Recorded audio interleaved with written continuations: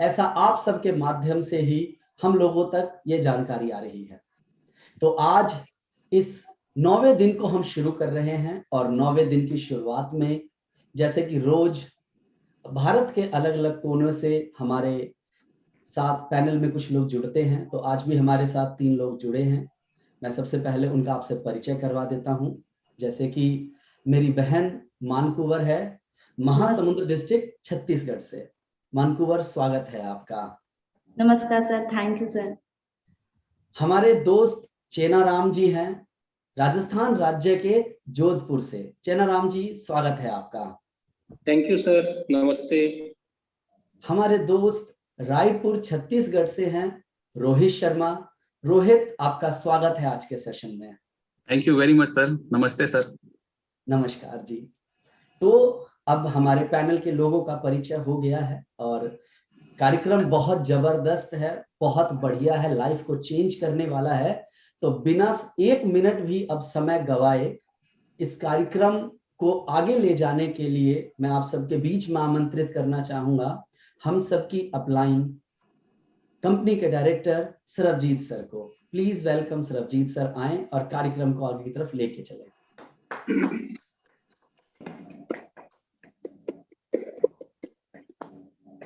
सभी को राम राम, नमस्कार। नमस्कार सर।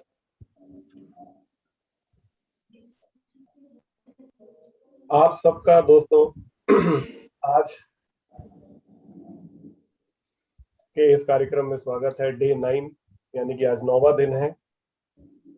मैंने पहले दिन इस कार्यक्रम की शुरुआत में कुछ चीजें बताई थी जो मुझे लगता है कि मैं थोड़ी सी हल्की सी आपको रिकैप दूं, थोड़ा सा बताऊं, क्योंकि बहुत सारे लोग रोज हम लोगों के साथ नए जुड़ रहे हैं इस कार्यक्रम के साथ। इस कार्यक्रम को शुरू करने का उद्देश्य बहुत सिंपल और इतना सा ही था कि जो ये समय चल रहा है, इस समय पे हमें अपना ध्यान जो मौजूदा स्थिति है वहां ना केंद्रित करके जो सच्चाई हम चाहते हैं, जो वास्तविकता हम चाहते हैं जीवन में, हमें उसे क्रिएट करना चाहिए।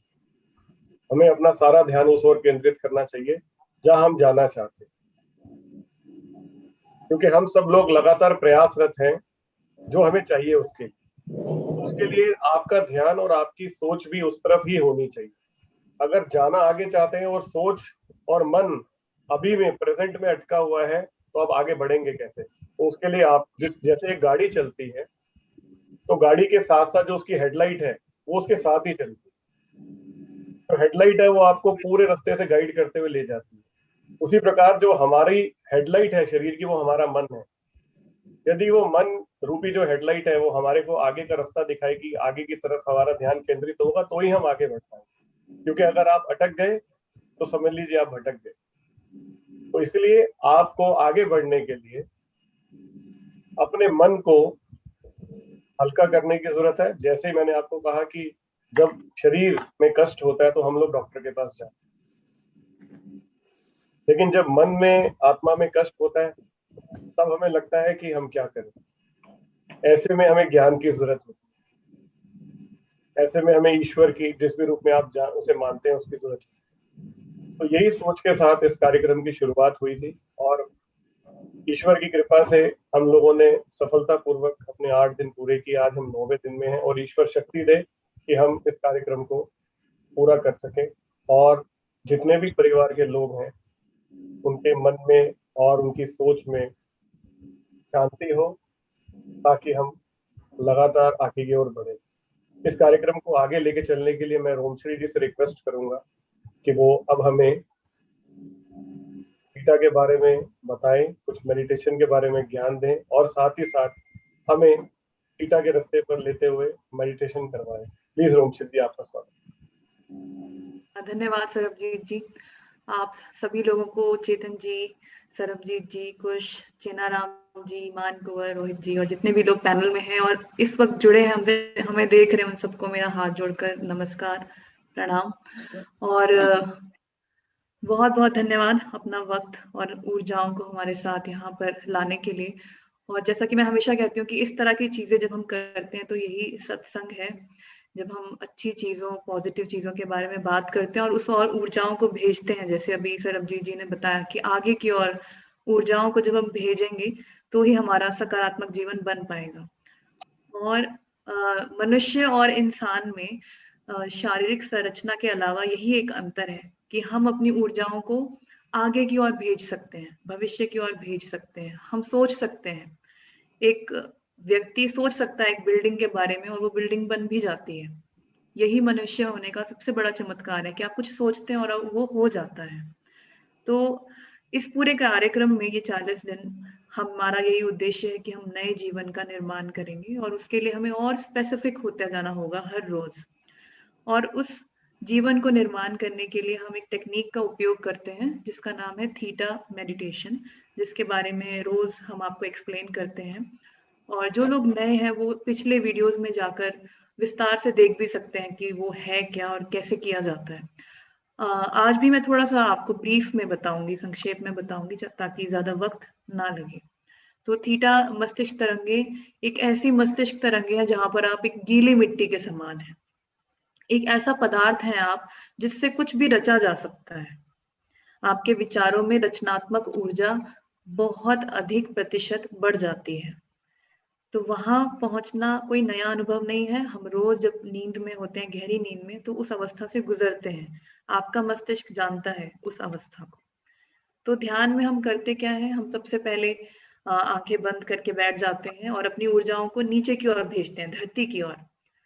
10 फीट नीचे चले जाते हैं। इसके पीछे का विज्ञान ये है कि जितना नीचे की ओर आप भेजते हैं अपनी ऊर्जाओं को, उतना ही आप ऊपर भी उठते हैं, उतनी ही तीव्र गति से आप ऊपर भी जाते हैं। तो आप अपने पूरे शरीर से उस ऊर्जा को खींचते हैं और कल्पना करते हैं कि आप प्रकाश की एक बॉल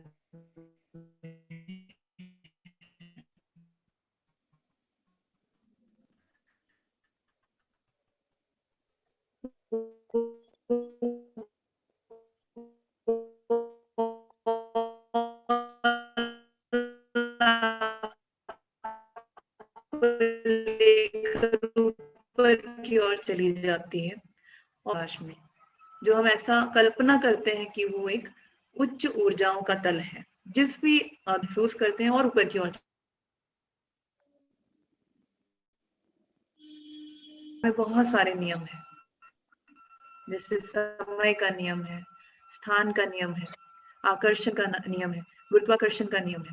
तो इन सभी नियमों को पार करते हुए कल्पना में आप सोचते हैं कि अलग अलग सिर्फ आकार है और आप पहुंचते हैं अंतिम बिंदु पर जो है लॉ ऑफ कंपैशन, यानी करुणा का नियम।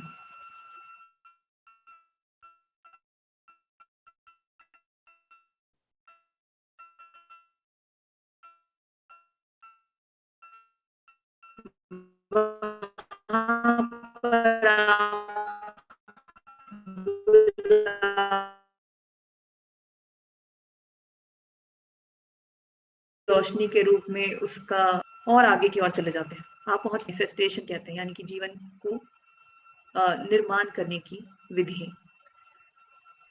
मेरी आवाज क्लियर आ रही है आप तक? मैम अब ठीक आ रही है, बीच में थोड़ी हल्की रुक रही थी। अभी ठीक है? अब ठीक है। लास्ट एक मिनट पहले तक थोड़ी वैसी थी, अब ठीक है मैम। अच्छा ठीक है। तो आज थोड़ा सा आपको मैनिफेस्टेशन के बारे में बता दें। मैनिफेस्टेशन को हिंदी में बोलते हैं रचना करना। किसी चीज को आपने विचार के तल पर सोचा और वो आपकी सॉलिड रियलिटी में घटित हो गया, बन गया। जैसे आपने सोचा कि मेरा चाय पीने का मन कर रहा है और तभी आपके परिवार में कोई चाय बनाकर ले आया, तो आपके विचार जो है वो सचमुच एक रियलिटी में कन्वर्ट हो गए, बदल गए। ऐसा लगातार हम कर रहे हैं मगर अनजाने में कर रहे हैं।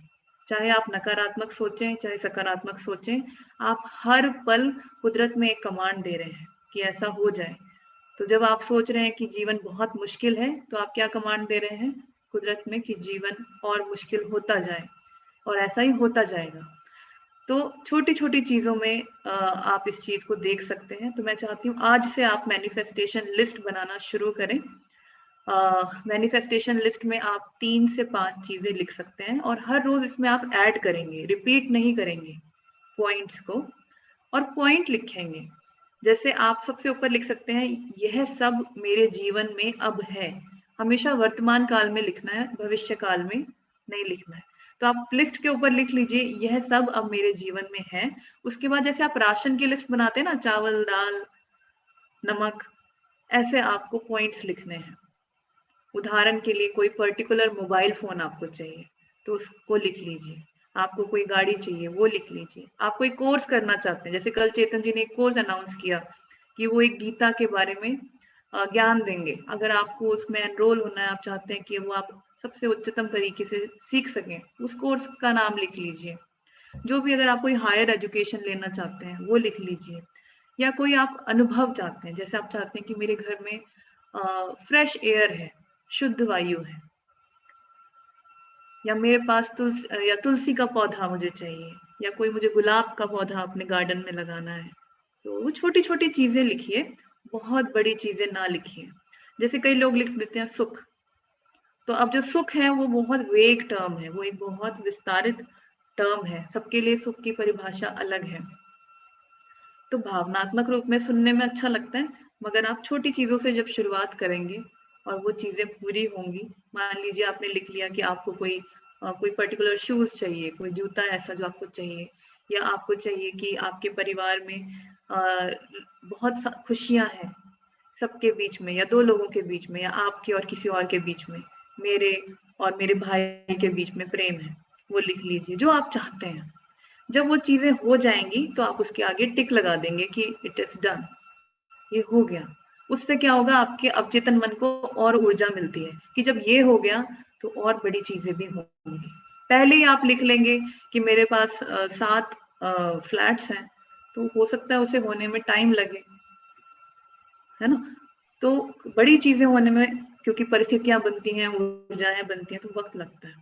तो छोटी चीजें भी लिखिए, बड़ी चीजें भी लिखिए। ऐसा नहीं है कि बड़ी चीजें नहीं लिखनी है, वो भी लिखनी है, पर शुरुआत में आप छोटी छोटी चीजें लिखिए। जब वो होंगी आप उसके आगे टिक लगा देंगे, ये हो गया।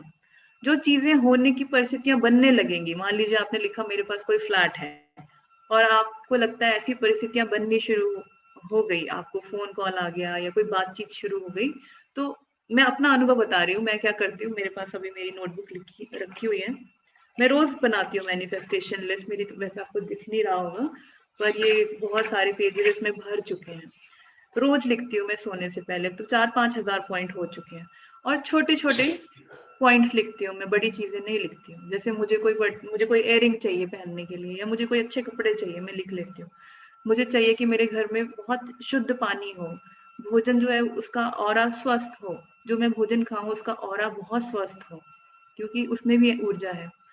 या कोई चीज आपको खानी है, आपको गुलाब जामुन खाने का मन कर रहा है, तो आप लिख लो। अगर उस हफ्ते के अंदर अंदर कोई आपके लिए गुलाब जामुन लेके आ गया, ऐसा नहीं आप खरीद नहीं सकते हो, पर वेट करो, आप खेल रहे हो, आप देख रहे हो कि आपकी क्रिएटिव शक्ति कैसी है, और ले आया तो आप उसके आगे टिक लगा देते हो कि ये हो गया। और जो चीजें होने लगे, परिस्थितियां बनने लगे, उसके आगे मैं 3 पॉइंट्स लगा देती हूँ। जैसे व्हाट्सएप पे लिखा आता है ना, Man Kunwar is typing, Kush is typing, लिखा आता है ना, और वो डॉट आते हैं 3, तो मैं ऐसे लिख देती हूँ, उसका मतलब क्रिएटर इज टाइपिंग, यानी परिस्थितियां उस दिशा में बननी शुरू हो रही है। और यकीन मानिए वो सब कुछ होता है, वो परिवर्तित हो जाता है रियलिटी में। इसलिए प्लीज सोच समझ कर बनाएं लिस्ट को। जब भी कुछ लिखें सोच लें कि सचमुच क्या आप वो चाहते हैं। कई बार हमारी इच्छाएं पूरी हो जाती हैं, और जब हो जाती हैं तो फिर हमें अच्छा नहीं लगती वो चीजें, हम हैंडल भी नहीं कर पाते। तो पहले सोच लें क्या वो सचमुच आप चाहते हैं या नहीं। बहुत सोच समझ के बनाएं, क्योंकि उसका होना निश्चित है, वो होगा। तो अभी जो हम प्रक्रिया करेंगे, जितने भी लोग मुझे सुन रहे हैं, आप शुरू कर दें। 3 चीजें मिनिमम लिख लीजिए, ताकि जब ऊपर हम जाएंगे क्रिएटर के तल पर, और मैं आपको कहूंगी कि वो 3 चीजें मेंशन कर दीजिए वहां, तो आप अपने मन में उसे मेंशन करेंगे और वहां उसको देखेंगे, महसूस करेंगे जैसे कि वो हो चुका है। और हर रोज ऐड करना है, रिपीट नहीं करने पॉइंट्स। हर महीने मेरे पास कम से कम 4 से 5,000 पॉइंट होते हैं जो मेरी लिस्ट में होते हैं, और उनमें से बहुत सारे हो चुके होते हैं, बहुत सारे होने शुरू हो जाते हैं, कुछ नहीं भी होते, कुछ नहीं होते। और जब वो नहीं होते तो 5-6 महीने बाद जब मैं दोबारा उस लिस्ट को देखती हूँ तो मुझे लगता है अच्छा हुआ नहीं हुआ, वो वाले पॉइंट्स अच्छा हुआ नहीं हुए, क्योंकि हम क्या मैनिफेस्ट कर रहे हैं सबसे उच्चतम और बेहतर तरीके से, जो शायद अभी हमें नहीं पता कि हमारे लिए उच्चतम और बेहतर क्या है। तो लिखिए, मगर उसको जकड़ना नहीं है कि ऐसा ही होना चाहिए, क्रिएटर को अल्टीमेटम नहीं देना कि कल शाम तक ऐसा हो जाना चाहिए, इस तरह के अल्टीमेटम्स नहीं देने, आपको सिर्फ लिखना है और मन में ये भाव रखना है सबसे उच्चतम और सबसे बेहतर तरीके से, यानी ईश्वर को पता है वो चीज आपके साथ घटित होनी चाहिए या नहीं होनी चाहिए। तो आपको, जब हम जकड़ते हैं किसी आउटकम से, किसी रिजल्ट से कि ऐसा ही हो जाना चाहिए, तो हमारी ऊर्जाएं नीचे की ओर चली जाती हैं, लो वाइब्रेशनल हो जाती हैं, आप ऊपर नहीं उठ पाते जीवन में। पर जब आप लिख तो लिया और आप जकड़ नहीं रहे हो, आप छोड़ रहे हो, सरेंडर में जा रहे हो, जैसा ईश्वर को लगे, अगर ये उचित होगा तो होगा, तो फिर आप एक्सपेंड होते हो, विस्तारित होते हो और ऊपर की ओर उठते हो जीवन में। यहाँ तक क्लियर है? कोई सवाल है तो आप पूछ सकते हैं।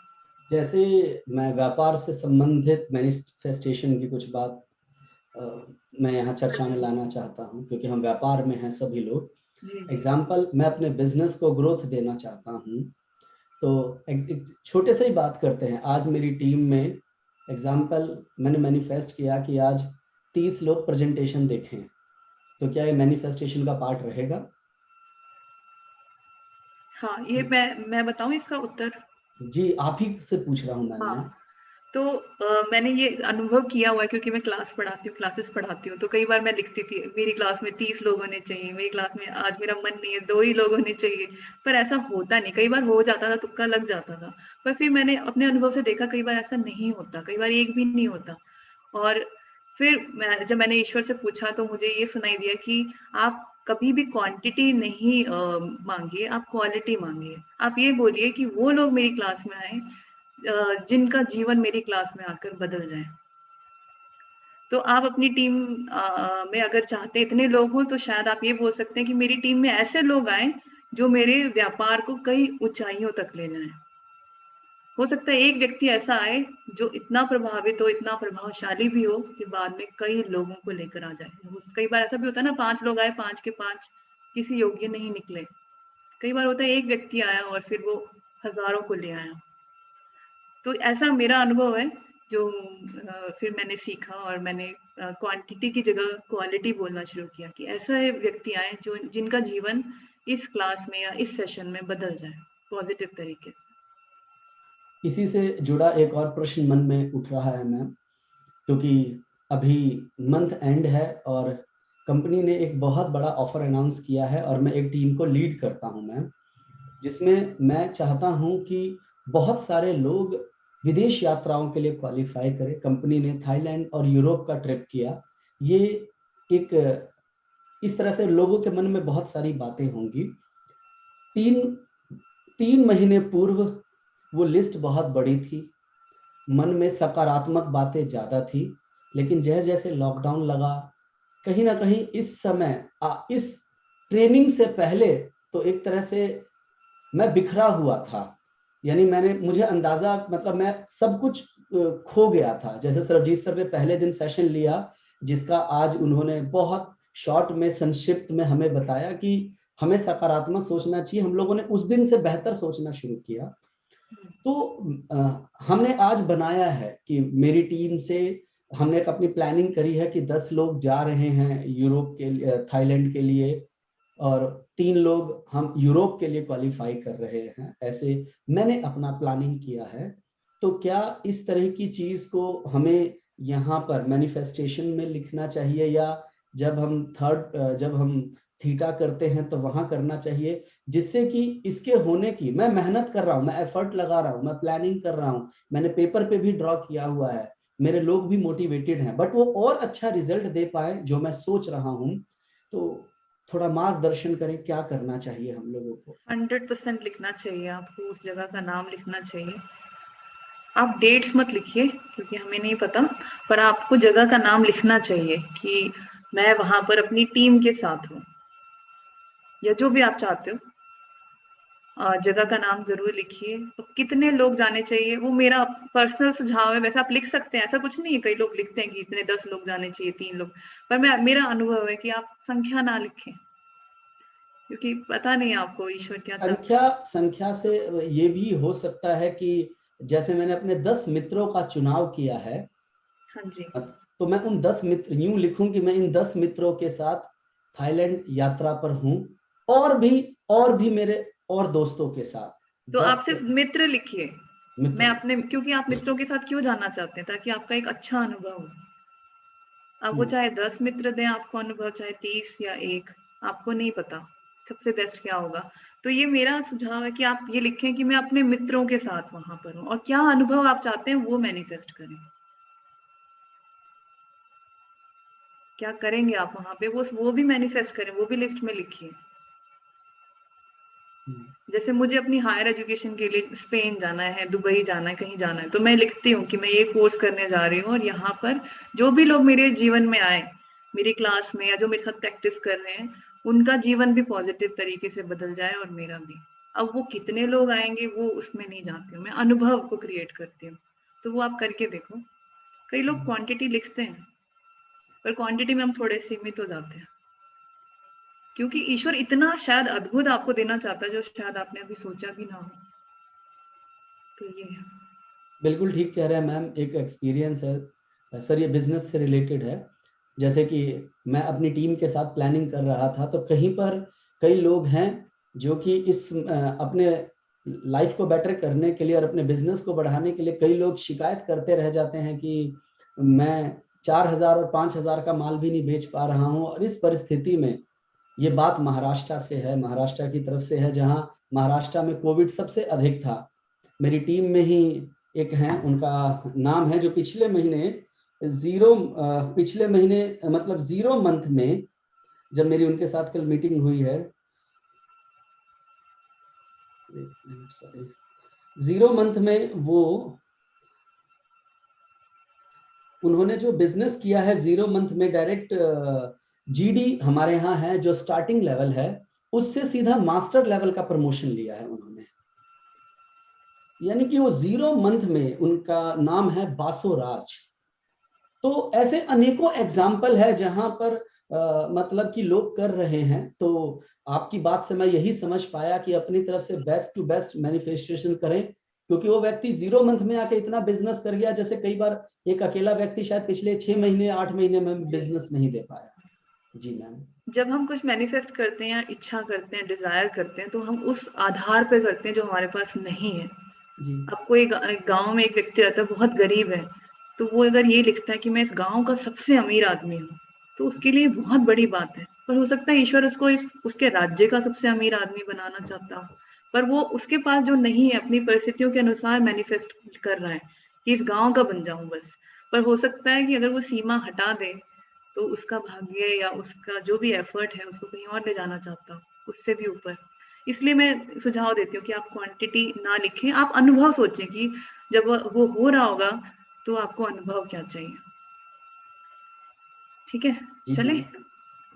रोज हम 3 पॉइंट ऐड करेंगे मैम, जरूर रोज कम से कम 3 मैनिफेस्टेशन हम ऐड करेंगे। और एक और सुझाव है कि प्लीज जो आप लिस्ट बनाएंगे उससे गुम मत कीजिएगा, उसे जीवन भर अपने साथ रखिएगा। मेरे पास अभी भी पड़ी हुई है, और जब मैं देखती हूँ कि मैंने कभी लिखा था कि मैं पहाड़ों में जी रही हूँ, वहां पर मैं स्पिरिचुअल प्रैक्टिस करती हूँ, पढ़ाती भी हूँ वहीं से, और तो अब मैं पढ़ती हूँ तो मुझे बड़ा अच्छा लगता है कि अच्छा, मतलब उस वक्त तो ऐसे ही लिख दिया था, उस वक्त एक सपना सा लगता था। जब जब आप देखते हो, आप उस सपने को जी रहे हो, तो और आपके सबकॉन्शियस माइंड को पावर मिलती है। सब कुछ हो सकता है। ठीक है, चलिए अब हम थीटा करेंगे। थीटा में हम सबसे पहले उन लोगों को बेशर्त प्रेम भेजेंगे जो किसी भी तरह के कष्ट से गुजर रहे हैं, और उसके बाद हम अपने लिए अपना जीवन निर्माण करेंगे जो हम रोज करते हैं। उस जीवन निर्माण की कमांड के लास्ट में मैं आपको कहूंगी कि अपने जो भी पॉइंट आपने 3 या 5 लिखे हैं वो भी आपको मेंशन करने हैं और कल्पना करनी है। चलिए, आंखें बंद मैम करके। मैम हाँ जी, हाँ जी। एक मिनट मैम, सरजीत सर। हाँ जी, हाँ जी। थैंक यू सो मच रोमश्री जी, बहुत अच्छे तरीके से आपने बहुत अच्छी बात बताई मैनिफेस्टेशन को लेके और उसका रोल क्या है, और आपने क्वालिटी वाली जो बात कही वो भी बिल्कुल सही है। एंड मैं अब 1 मिनट के लिए चाहूंगा कि चेतन सर हम सब लोगों को राम राम कर दें और फिर उसके बाद गीता शुरू करते हैं। जी जी। आप सभी को, पूरे गैलवे परिवार को, और वो सभी लोग जो इस समय इस कार्यक्रम को देख रहे हैं, वो भी, उन सबको भी मेरा हाथ जोड़कर अभिनंदन। सभी को राम राम, सत श्री अकाल, अस्सलाम वालेकुम, जय यीशु, जय भारत, जय गैलवे। सबसे पहले मैं रोमश्री का बहुत थैंक यू बोलना चाहता हूँ कि उन्होंने लोगों को अफर्मेशन कैसे लिखी जानी चाहिए, किस तरीके से की जानी चाहिए, इसके बारे में ज्ञान दिया है, और मैं उनका आभारी हूँ कि उनकी वजह से बहुत सारे लोगों का भला हो रहा है। तो इस सेशन के बाद हम इसमें थोड़ा और बात करेंगे। तो over to Romshree ji, thank you so very much. धन्यवाद चेतन जी। चलिए, चेतन जी की ऊर्जा भी आ गई, अब और फोकस्ड होकर जाएंगे सब लोग साथ में। और हाँ, जब साथ में मिलकर करते हैं तो ये प्रक्रिया बहुत बहुत पावरफुल हो जाती है। अकेले भी आप लोग कर सकते हो, पर साथ में मिलकर कहीं गुना अधिक शक्ति मिलती है। आंखें बंद कर लीजिए, रीढ़ की हड्डी सीधी, सिर सीधा। अगर कोई व्यक्ति बैठ नहीं सकते तो वो लेट कर भी कर सकते हैं, पर सीधे रीढ़ की हड्डी। अपने भीतर आ जाएं, अपने मन की चाल को देखें, गति को देखें कि किस ओर जाता है जब आप शांत बैठते हैं।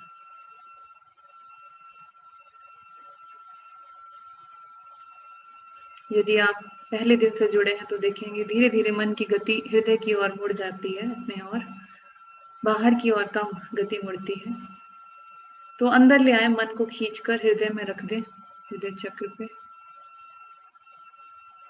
और जिस भी शक्ति में आपका यकीन है, जिनको भी आप मानते हैं, उनको ये विचार भेज दें कि इस पूरी प्रक्रिया में मुझे ऊर्जा दें, मेरा सहयोग दें और मेरा मार्गदर्शन करें, ताकि मैं अपने जीवन को सकारात्मक तरीके से निर्मित कर पाऊं। अब 3 गहरी सांसें नाक से अंदर और मुंह से बाहर, सारी पॉजिटिव ऊर्जाएं अंदर और सारी नकारात्मक ऊर्जाएं मुंह से बाहर। सारा प्रकाश अंदर और सारा अंधकार बाहर।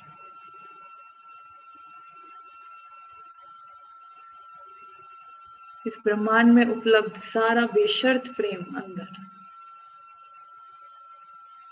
और वो सब कुछ जो प्रेम नहीं है वो आपके सिस्टम से बाहर। धीरे धीरे सामान्य सांसों की ओर लौट आए, नाक से ही अंदर, नाक से ही बाहर। अपनी पूरी ऊर्जाओं को अपने हृदय में इकट्ठा करें। जहां जहां विचार उलझे हैं, घर में, काम में, परिवार में, घटनाओं में, वहां से खींचकर, सुलझाकर अपने विचारों को, अपनी ऊर्जाओं को अपने अंदर लिया है। पूरी तरह से अपने आप को अपने हृदय में महसूस करें और इन ऊर्जाओं को लेकर अपने शरीर में धरती की ओर, नीचे की ओर चले जाएं, पैरों में। पूरी ऊर्जाओं को पैरों के तलवों में महसूस करें और वहां से आप धरती में प्रवेश करेंगे। मिट्टी को, चट्टानों को, पत्थरों को, पानी को महसूस करते हुए पृथ्वी माँ के अंदर जितना भी प्रेम है, धैर्य है, सहनशीलता है, सदियों की बुद्धिमत्ता है, उसे महसूस करेंगे और 10 फीट नीचे चले जाएंगे। वहां से उस प्रेम को, पॉजिटिव एनर्जी को इकट्ठा करें ऊर्जा के रूप में, और इस ऊर्जा को लेकर अपने पैरों में वापस आ जाएं। पैरों में बांटते हुए इस ऊर्जा को ऊपर की ओर ले आएं, अपनी रीढ़ की हड्डी के अंतिम बिंदु से लेकर अपने सिर के मध्य बिंदु तक खींचते हुए, पूरे शरीर से गुजरते हुए इन ऊर्जाओं को लेकर आप पहुंचते हैं अपने सिर के केंद्र बिंदु पर, सहस्त्रार पर, क्राउन पर। वहां से आप बाहर निकलते हैं और अपने सिर के ठीक ऊपर, कुछ इंच ऊपर, एक प्रकाश की बॉल का निर्माण करते हैं, जिसके अंदर आप हैं, आपका होश है, आपकी चेतना है, आपकी अटेंशन है। उस बॉल के रंग को महसूस करें। अपनी कल्पना में कोई भी उसे रंग दें, जरूरी नहीं आपको दिखे, आप महसूस करें। जितना अधिक महसूस करेंगे ऊर्जाएं उतनी फोकस्ड होंगी और ऊपर की ओर जाएंगी। ये बॉल आपको लेकर छत को पार कर जाती है और ऊपर चले जाएं, इसे और भेजते जाएं ऊपर की ओर, बिल्डिंग को पार कर जाएं और ऊपर, बादलों को पार करते हुए और ऊपर, पृथ्वी के औरा को पार कर जाएं, अंतरिक्ष में जहां अलग अलग ग्रह हैं, नक्षत्र हैं, आकाश गंगाएं हैं, कई तरह की गैसेस हैं और layers and layers of light, कई रंगों की रोशनियां, एक एक रंग की रोशनी को पार करते हुए और ऊपर, दो रंगों के बीच की गैप को भी पार करते हुए और ऊपर, dark lights, dim lights, bright lights, colourful lights, इन सबको पार करते हुए और ऊपर और ऊपर और ऊपर और ऊपर और ऊपर भेजते जाएं अपने होश को। जैसे जैसे ऊपर की ओर होश खिंचेगा, ये फोकस्ड होता जाएगा। अंतरिक्ष को भी पार कर जाएं और आप पहुंचते हैं गोल्डन लाइट में, सुनहरे प्रकाश में, जो उच्च ऊर्जाओं का तल है।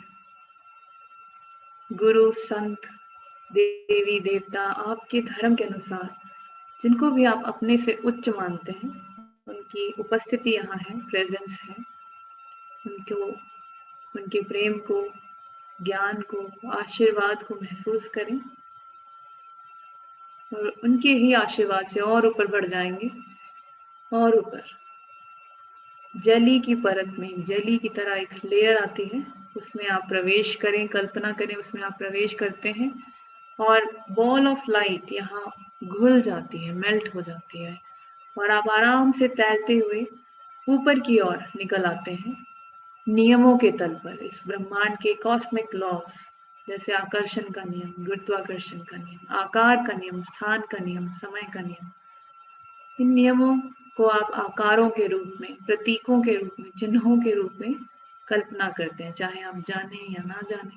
सिर्फ महसूस करें कि यहाँ कई प्रकार के आकार हैं और उन्हें पार करते हुए आप ऊपर की ओर बढ़ रहे हैं। कहीं रुकना नहीं है, सिर्फ ऊपर की ओर खींचते जाना है अपनी ऊर्जाओं को और ऊपर चले जाएं, इस हाई वाइब्रेशनल तल को पार करते हुए और ऊपर। अंतिम नियम पर, लॉ ऑफ कंपैशन, करुणा का नियम, बेशर्त प्रेम का नियम, इसे अपने अंदर भरें गुलाबी रोशनी के रूप में। Inhale all the pink light. जितना आप इस रोशनी को अपने अंदर भरते हैं उतना ही आप लाइट होते हैं, हल्के होते हैं। सब तनाव यहाँ घुल जाते हैं और आपके अंदर कुछ नहीं बचता, सिर्फ पॉजिटिव एनर्जी। लाइट हो जाएंगे और ये ऊर्जा आपको और ऊपर की ओर भेज देगी, उस द्वार की ओर जो सृजक, क्रिएटर के तल की ओर खुलता है। ईश्वर, अल्लाह या जो भी नाम आप देना चाहें, क्रिएटिव एनर्जी को, जिससे सब कुछ बना है, जिसका कोई आकार नहीं है, उसकी कल्पना आप सफेद रोशनी के रूप में कर सकते हैं। इस बार और ऊपर जाएं व्हाइट लाइट में, और ऊपर चले जाएं। तब जब तक कोई आकार ना बचे, कुछ विचार ना बचे, बस सफेद रोशनी। ईश्वर के तल पर कोई आकार नहीं है, तो आप भी वहां एक एक अणु के रूप में क्रिएटर के साथ ऊर्जा के तल पर एक हो जाते हैं। जैसे नदी सागर में मिल जाती है, वैसे ही क्रिएटर के साथ एक होने के इस भाव को अनुभव करें, महसूस करें। और यहाँ पर हम एक विचार या कमांड या प्रार्थना को क्रिएट करेंगे। आप मेरे साथ मन में ही दोहराएंगे, क्रिएटर, मैं और आप एक हैं, कोई अलगाव नहीं है। क्रिएटर ये आदेश है या ये रिक्वेस्ट है कि जितने भी लोग मेरे जीवन में, जिन्हें मैं प्रत्यक्ष या अप्रत्यक्ष रूप से जानता हूँ, जो किसी भी प्रकार के कष्ट से गुजर रहे हैं, उन्हें बेशर्त प्रेम भेज दें, सबसे उच्चतम और सबसे बेहतर तरीके से, in the highest and the best way. धन्यवाद क्रिएटर, ये हो गया, ये हो गया, ये हो गया। क्रिएटर मुझे दिखाएं। और कल्पना करें एक बहुत विशाल बॉल है ऊर्जा की, रोशनी की। उसमें आपके जीवन के सभी लोग जिनको आप डायरेक्टली या इनडायरेक्टली जानते हैं वहां पर हैं। वहां प्रवेश करें उस बॉल में और दृष्टा हो जाएं, साक्षी हो जाएं, दर्शक हो जाएं और महसूस करें कि वो बॉल प्रकाश से भर रही है। हर व्यक्ति के भीतर वो प्रकाश पहुंच रहा है जिसको इस वक्त आवश्यकता है। जो लोग आपके मन में हैं या वो लोग जो आपसे उम्मीद रखते हैं, शायद वो भी जिन्हें आप प्रत्यक्ष रूप से नहीं जानते। आपकी फोन बुक, आपके व्हाट्सएप ग्रुप्स, आपके अपने परिवार, आपके अपने पेट्स। कुछ समय के लिए आप मेरी आवाज नहीं सुनेंगे। आप दृष्टा भाव से उन सभी लोगों को प्रकाश से भरता हुआ महसूस करेंगे।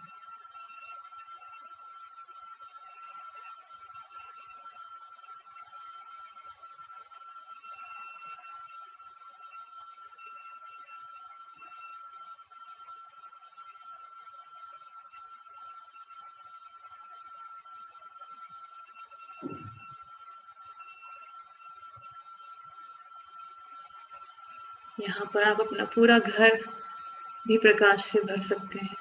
आपके वर्क प्लेसेस,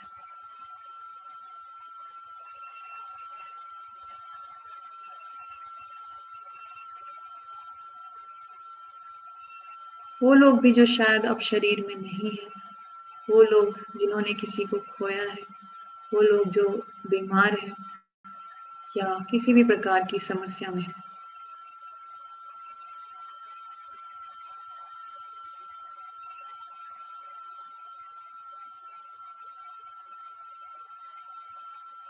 ईश्वर की ऊर्जा बहुत शक्तिशाली है, तो ये घटना कुछ क्षणों में भी घट जाती है। इसीलिए आप ईश्वर से कह सकते हैं मुझे फिर से दिखाएं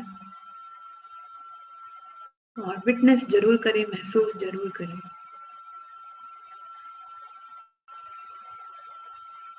अपने पूरे शहर को, राज्य को, देश को इस प्रकाश से भर दें।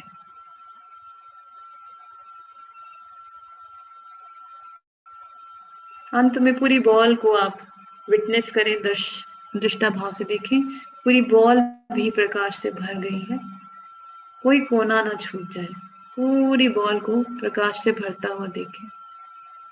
ईश्वर से कहें कि पूरी तरह से इसे भर दें और फिर अंत में आराम से बाहर निकल आए। वहां से फिर से सृजक के तल पर, ईश्वर के तल पर आ जाएं, जहां सिर्फ सफेद प्रकाश है, प्योरेस्ट लाइट ऑफ क्रिएशन। यहाँ खुद को शुद्ध कर लें, ईश्वर की ऊर्जा में स्नान करेंगे, अपने आप को बिल्कुल शुद्ध कर लेंगे। कोई ऊर्जा ना बचे, सिर्फ और सिर्फ ईश्वरीय ऊर्जा, बेशर्त प्रेम आपके अंदर, बाकी सब बह जाए। और अब एक और कमांड करेंगे अपने जीवन के लिए, अपने लिए, और हर शब्द आप मेरे साथ दोहराएंगे। ईश्वर, मैं और आप एक हैं, कोई अलगाव नहीं है।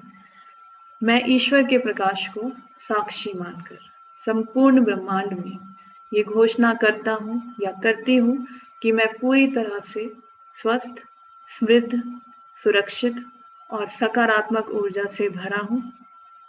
मैं जीवन में ग्लेज के साथ नित नई सफलता की ऊंचाइयों को पा रहा हूँ। मेरी समृद्धि, स्वास्थ्य, लाभ और खुशियों का स्रोत ईश्वर ही है। मैं अनंत ऊर्जा, स्वास्थ्य, सफलता और समृद्धि का स्वागत करता हूँ और इस सब का सदुपयोग करने वाली बुद्धि का भी स्वागत करता हूँ। मैं ईश्वर का आभारी हूँ और सभी उच्च गुणों को सीख रहा हूँ।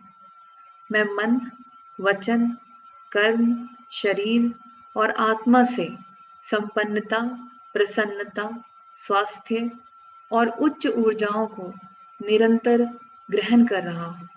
मैं अपने परिवार और ग्लेज के साथ एक अद्भुत, स्वस्थ, समृद्ध, सकारात्मक, ऊर्जावान, ईमानदार, सफल, उपलब्धिपूर्ण और कल्याणकारी जीवन जी रहा हूँ और अब मेरे जीवन में ये सब है। तो जो आपने लिस्ट में लिखा वो मेंशन कर दीजिए।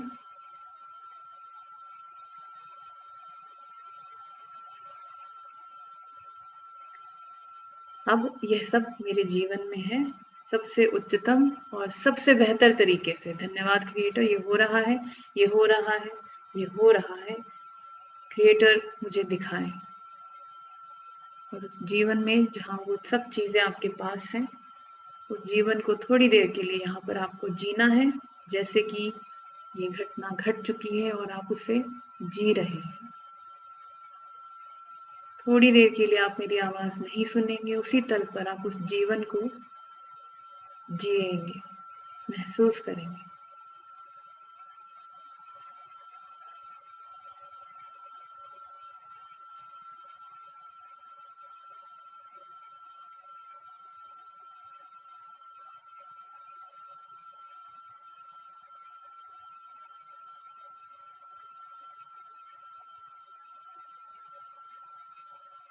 जो चीजें आपने लिस्ट में लिखी उन्हें महसूस करें कि वो आपके पास है और देखें आप उनके साथ उन चीजों या अनुभवों के साथ जीवन को किस तरह जी रहे हैं।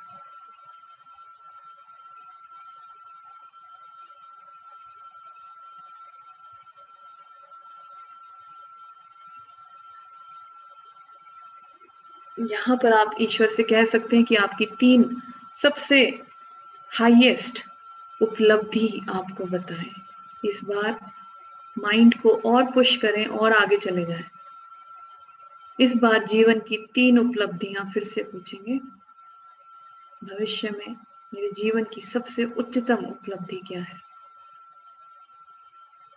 पहली उपलब्धि बताएं और ईश्वर से पूछते रहें, विचार के रूप में या दृश्य के रूप में आप तक जरूर बताया जाएगा।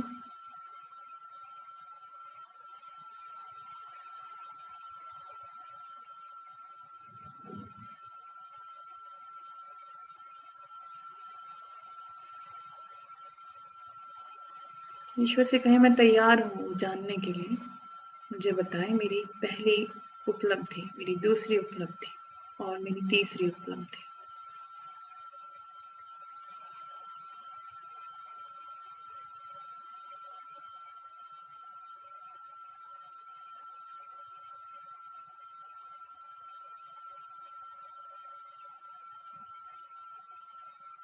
एक एक करके पूछें और मेंटल नोट बना लें उस चीज का। आप ये डिजर्व करते हैं, आप इसके पात्र हैं और इसका होना सुरक्षित है, आपके लिए कल्याणकारी है।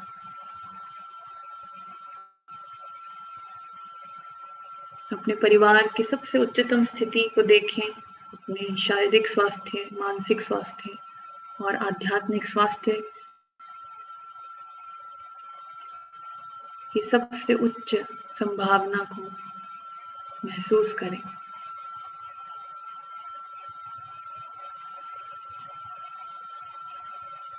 जो भी आपको महसूस हो उसको मेंटल नोट बनाते जाएं और ऐसे जिए जैसे ये घट रहा है, हो रहा है। अब इन ऊर्जाओं को लें, ईश्वर का धन्यवाद करें। धन्यवाद ईश्वर इस जीवन के लिए। और उस ऊर्जा को लेकर अपने क्राउन में, अपने सिर के मध्य बिंदु से प्रवेश करें। अपने मस्तिष्क में लाइट स्विच ऑन करें, ऐसा महसूस करें आप लाइट को स्विच ऑन करते हैं और ब्रेन के अंदर, मस्तिष्क के अंदर ये नई ऊर्जाएं बह रही हैं। शरीर के हर भाग में खून के साथ, ऑक्सीजन के साथ ये ऊर्जाएं भी बह रही हैं। आपके मस्तिष्क तंत्र में, आपके श्वास तंत्र में, पाचन तंत्र में, सभी ग्लैंड्स में, सभी कोशिकाओं में, सेल्स में से होते हुए आपके पैरों में पहुंचती है। पूरे शरीर को इन नई ऊर्जाओं से भरा हुआ महसूस करें। पैरों में पहुंचते हैं, पैरों से फिर से धरती में प्रवेश करें और ग्राउंड करना है अपने आप को, यानी कि 10 फीट नीचे चले जाएं। धरती माँ ईश्वर का ही एक भाग है, उनका धन्यवाद करें इस जीवन के लिए, और वहां से पॉजिटिव ऊर्जाएं फिर से ग्रहण करके वापस पैरों में आना है और पूरे शरीर में नई ऊर्जाओं को बांटते हुए सिर के केंद्र बिंदु तक आ जाए। पूरे शरीर को भर दें, कोई वॉइड ना हो, कहीं कोई खाली जगह ना हो, पूरी तरह से भर दें। ये ऊर्जाएं आपकी है, आपने निर्मित की है और ये बिल्कुल सुरक्षित है आपके लिए। सिर के मध्य बिंदु से अब जब आप निकलें तो अपने पूरे ऑरा में इन नई ऊर्जाओं को भर दें, अपने चारों ओर भर दें और ये विचार करें कि मेरा ऑरा प्रोटेक्टेड है, सुरक्षित है, बंद है और बेशर्त प्रेम से भरा है। जो भी ऊर्जा इस ऑरा को छुएगी वो सकारात्मक ऊर्जा में बदल जाएगी। जिन भी दृश्य और अदृश्य शक्तियों की वजह से मैंने इस जीवन को निर्माण किया है, उन सभी का धन्यवाद। और धीरे धीरे आंखें खोल लें।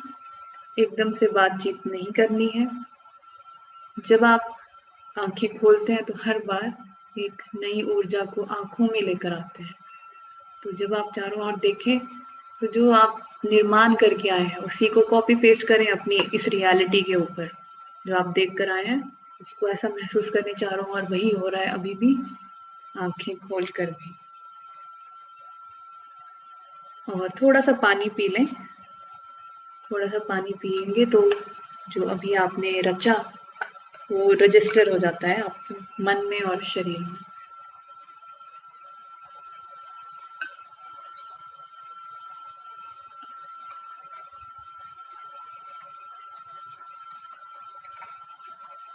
तो अभी आप थीटा स्टेट में है। तो एक और चीज बता देती हूँ आपको, शिफ्टिंग ऑफ द आईज। जैसे हम चांद को थोड़ी आंखें बंद और आंखें खुली करके देखते थे ना बचपन में, तो उसके चारों ओर हमें ऑरा दिखता था, या थोड़ी सी आंखें खुली और थोड़ी सी बंद, तो इसको बोलते हैं शिफ्टिंग ऑफ रियलिटी। आपके चारों ओर जो भी है, जब उसको ऐसे थोड़ा सा आंखें खुली और आंखें बंद करके देखें कि जो आप चाहते हैं, जैसे आप चाहते हैं कि आप अभी जहाँ पर आप हैं वहां नहीं है, आप थाईलैंड में हैं, तो आप सोचिए कि आप थाईलैंड में बैठे हैं, आप किसी बीच पर बैठे हैं। जो भी आप चाहते हैं, मैं एग्जांपल दे रही हूँ आपको, तो जो भी आप चाहते हैं उसको आप थोड़ी आंखें खुली आंखें बंद करके जब आप करते हैं, देखते हैं अपने आसपास कि बस वो उसके ऊपर वो दृश्य बैठ गया है मेरे चारों ओर, तो उसके होने के चांसेस और बढ़ जाते हैं। तो बहुत अच्छा किया आप लोगों ने थीटा, और कई लोग रोज जो कर रहे हैं उनका ये थीटा और मजबूत होता जा रहा है, उनकी थीटा स्टेट और मजबूत होती जा रही है। जो भी आपने महसूस किया वो जरूर शेयर करें जो भी पैनल में है, ताकि नए लोगों को ये यकीन हो कि जो करके आए हैं उसका कोई अर्थ है और वो होगा। हाँ जी, कौन बता रहा है पैनल में? रोहित। हाँ जी जी रोहित। राम राम, नमस्कार सर। सर सबसे पहले मैं बहुत सौभाग्यशाली हूं कि मैं ग्लेज फैमिली का मैं हिस्सा हूं, मैं सदस्य हूं इस परिवार का। मैंने जो क्रिएटर तल पे, ईश्वर तल पे जो मैंने देखा मैं जरूर बताऊंगा, लेकिन 1 मिनट मैं शेयर करना चाहता हूं एक दिल की बात। आज से कुछ मतलब मैं और मेरी मम्मी, मेरा असिस्टेंट इस जानलेवा जो बीमारी अभी चल रही है कोरोना, उससे ग्रसित हो गए थे। और मैंने जो देखा, मतलब मैं क्यों कह रहा हूं कि मैं सौभाग्यशाली हूं कि मैं ग्लेज में हूं। जब मैं बीमार हुआ, जब मेरी तबीयत खराब हुई, डॉक्टर ने बताया कि आप पॉजिटिव हैं, और जो मेरा सीटी वैल्यू आया वो बहुत डाउन था, और उन्होंने बताया कि आपने कई लोगों को संक्रमित आप कर चुके होंगे। मैं बहुत घबरा चुका था कि अब मैं अपनी 2 साल की बेटी है, मेरे से शायद उसे चला गया होगा, वाइफ को हो गया होगा, मैं अब क्या करूं, मैं बहुत घबरा गया था। मैंने तुरंत उस सर को कॉल किया, क्योंकि जब भी हम ऐसे समय में होते हैं जब हमें कुछ ना दिख रहा हो तो अपलाइन दिखता है। मैंने सर को कॉल किया। सर ने सबसे पहले मुझे हिम्मत दिया कि रोहित पहले तू डर मत, तुम डरो मत, उसके बाद पहले रिलैक्स करो। सर ने मुझे बहुत हौसला दिया कि सब ठीक हो जाएगा।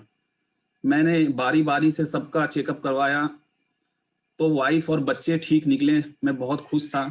मम्मी, मेरा असिस्टेंट पॉजिटिव थे। जो हॉस्पिटल में नॉन कोविड हॉस्पिटल था, उन्होंने बताया कि आप यहाँ से अब जा सकते हैं, यहाँ पे आपका ट्रीटमेंट नहीं होगा, आप ऑनलाइन दिखा सकते हैं या फिर आप कोविड हॉस्पिटल जाइए। मैं क्या करूं, मुझे कुछ भी समझ में नहीं आ रहा था कि मैं क्या करूं, क्योंकि मेरे अंदर ऐसा डर आ गया कि मैं भी अब मरने वाला हूं लगता है, क्योंकि रोज अखबार न्यूज में वही चल रहा था। मेरी फैमिली में कई जगहों पे मैंने सुना था कि वो बहुत अच्छे स्वस्थ थे, कैसे चले गए इस दुनिया से। मैं ये सब बहुत दिमाग में चलना स्टार्ट हो गया। उस सर ने मुझे बहुत हिम्मत दिया और सबसे पहले सर ने मुझे कुछ दवा मेडिसिन बताया कि तुम्हें जब तक डॉक्टर का अपॉइंटमेंट नहीं मिलता तुम ये चीजें स्टार्ट करो। मैं सौभाग्यशाली हूं कि मैं ऐसे कंपनी में हूं जहां पे मेरे अपलाइन कुछ सरबजीत सर ने मुझे पूरा पीपीटी शेयर किया, डू एंड डोंट्स, तुम्हें रोहित क्या करना है अभी और क्या नहीं करना है। मैंने उसको फॉलो किया। मैं धन्यवाद देता हूं उदय सिंघानिया सर, जो रोज मुझे कॉल करके मुझे हिम्मत देते थे। वो मुझसे रोज पूछते थे रोहित कैसा है तबीयत, तो मैं कहता था कि सर मैं ठीक हो रहा हूं। तो सर कहते थे तुम ठीक नहीं हो रहे हो, तुम ठीक हो चुके हो, ठीक हो तुम, अपने आप को ये सोचो कि मैं ठीक हो चुका हूं। मैं बहुत घबराहट में जी रहा था, लेकिन आज मैं पूरी तरह से स्वस्थ हूं। मेरी मम्मी पूरी तरह से स्वस्थ है, मेरा असिस्टेंट पूरी तरह से स्वस्थ हो चुका है। मैं बहुत सौभाग्यशाली हूं कि मैं एक ऐसे परिवार में काम कर रहा हूं जहां पे हम सिर्फ धन और पैसों की बात नहीं करते, हम खुशियों की बात करते हैं।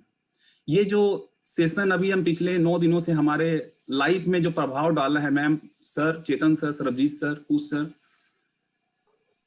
रिपोर्ट नेगेटिव आने के बाद भी मुझे बहुत वीकनेस, बहुत कमजोरी, एक थका हुआ इंसान की तरह मुझे फील हो रहा था। और मैं कभी कभी अपने आप से सोचता था रोहित मैं ये नहीं हूं, मैं क्यों इतना टूट चुका हूं अंदर से, चाहे वो मेंटली, फिजिकली। मैं हमेशा कोई शरीर में एनर्जी नहीं, हमेशा ऐसा महसूस होता था कि मैं एक हारा हुआ इंसान हो चुका हूं, कोई ताकत शरीर में नहीं थी। लेकिन इस 9 दिनों ने मेरे लाइफ को बदल दिया। मैं अपने आप को ऊर्जावान महसूस करता हूं। मैं सुबह उठने के बाद, जहां मैं रोज अखबार में नेगेटिव न्यूज पढ़ा करता था कि आज इतनी पेशेंट निकले, इतने मर गए, आज सुबह उठता हूं तो मैं इस टेस्ट देता हूं। ये जो हमारा सेशन चल रहा है, सुबह उठते के साथ सबसे पहले टेस्ट देता हूं।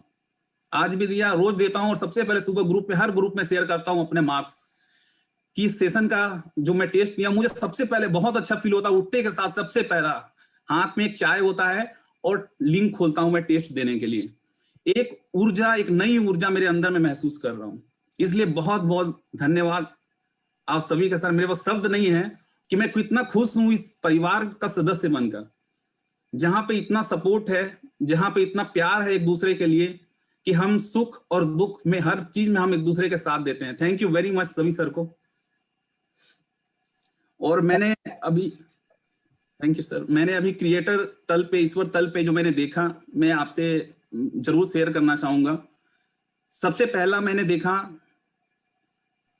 बहुत बड़ा एक फंक्शन, और उस फंक्शन में मैं तो हूं, लेकिन साथ ही साथ मुझे बहुत खुशी इसलिए महसूस हो रही थी कि उस स्टेज पे बहुत सारे नए चेहरे थे जो बहुत बड़ी बड़ी इंसेंटिव स्टेज पे ले रहे थे। मैं 13वीं वर्षगांठ हो, 14वीं वर्षगांठ, 15वीं वर्षगांठ, कंपनी की 16वीं वर्षगांठ में अलग अलग एनुअल फंक्शन में मैंने अपनी लॉन्ग शेयरिंग की है। मैंने अपनी कामयाबी का जो सफर था मैंने लोगों के बीच बताया है, लखनऊ, पटना, रांची, कलकत्ता, नागपुर, पुणे। लेकिन मैंने देखा कि मैं बैठा हूं सामने, लेकिन कुछ नए अचीवर्स बात कर रहे हैं, और मैं बहुत खुश था ये देखकर कि वो क्या बात कर रहे हैं, उनकी एनर्जी, उनकी जोश। और बहुत बड़ी स्टेडियम है और वहां पे लोग झूम रहे हैं, तालियां बजा रहे हैं, सीटियां बजा रहे हैं उनकी शेयरिंग सुनकर। और मैं बहुत खुश हूं कि हमारे बिजनेस में ऐसे ऐसे शेयर हैं, और उनकी एनर्जी देखकर मुझे बहुत प्राउड फील हो रहा था कि ये हमारे नए, क्योंकि मैं उन्हें पहचान नहीं पा रहा हूं। जितने भी अचीवर्स बड़े बड़े हैं हमारे बिजनेस में, जिन्होंने करोड़ों की इनकम की, एक अच्छी लाइफ जी रहे हैं, उन्हें मैं चेहरे से, नाम से जानता हूं हमारे बिजनेस में वो कौन है। लेकिन मैं उस शख्स को पहचान नहीं पा रहा था कि ये कौन है। लेकिन मैं देख पा रहा था कि बहुत सारे नए चेहरे थे जो स्टेज पे झूम रहे थे, अपनी बड़ी बड़ी इंसेंटिव बता रहे थे। तो पहला मैंने ये देखा। मैंने दूसरा देखा जो कि हमें, जब से मैं इस गैलवे बिजनेस में जुड़ा हूं, मुझे हमेशा से अपलाइन ने बताया कि रोहित, ये बिजनेस हम बच्चों को देने वाले हैं, हमारे जो आने वाली जनरेशन है उसे हम, आने वाली पीढ़ी को बिजनेस देंगे। मैंने देखा कि मैं बूढ़ा हो चुका हूं, स्टेज पे मेरे बच्चे अपने बारे में बता रहे हैं, जहां पे वो अपने पापा रोहित शर्मा का नाम ले रहे हैं कि मैं इस बिजनेस को, मुझे अपने पिता रोहित के द्वारा मिला है, और वो नाम ले रहे हैं, लोग तालियां बजा रहे हैं। और स्टेज पे मुझे फिर से बुलाया गया है, जहां पे मैं गया और बहुत सारे मुझे बूढ़े बूढ़े लोग दिखे मेरे अपलाइन, और मैं बहुत खुश देखकर कि हमने सच में हमने वो कर लिया। हम जो हमेशा सपना देखा करते थे, हमने वो कर लिया। हम स्टेज पे हैं, हम बूढ़े हैं, लेकिन हमारे बच्चे स्टेज पे हैं, और उनको सुनने और देखने वाले हजारों लाखों लोग हैं, और उनके, मेरे बच्चों के साथ साथ हमारा भी बहुत सारे लोग सम्मान दे रहे हैं मुझे।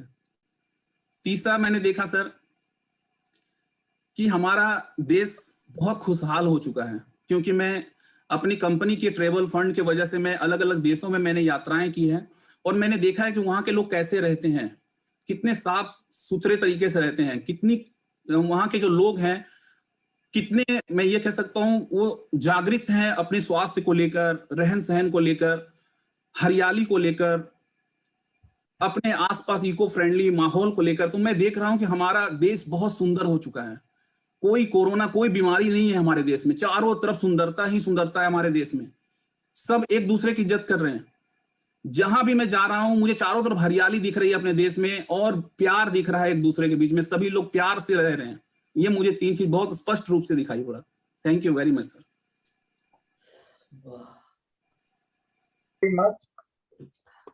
बस एक सवाल पूछना कि क्या जब तुमने बुढ़ापा देखा, उसमें हमें भी देखा ना? यस सर, हम सारे अपलाइन सर स्टेज पे थे सर, सारे अपलाइन स्टेज पे थे, और हमारे बच्चे भी स्टेज पे थे। आपने इनडायरेक्टली अपने सारे परिवार को दीर्घायु का आशीर्वाद दे दिया। Thank you very much sir. मैं तो अपने को जवानी देखता हूँ हमेशा। हाँ, आपका तो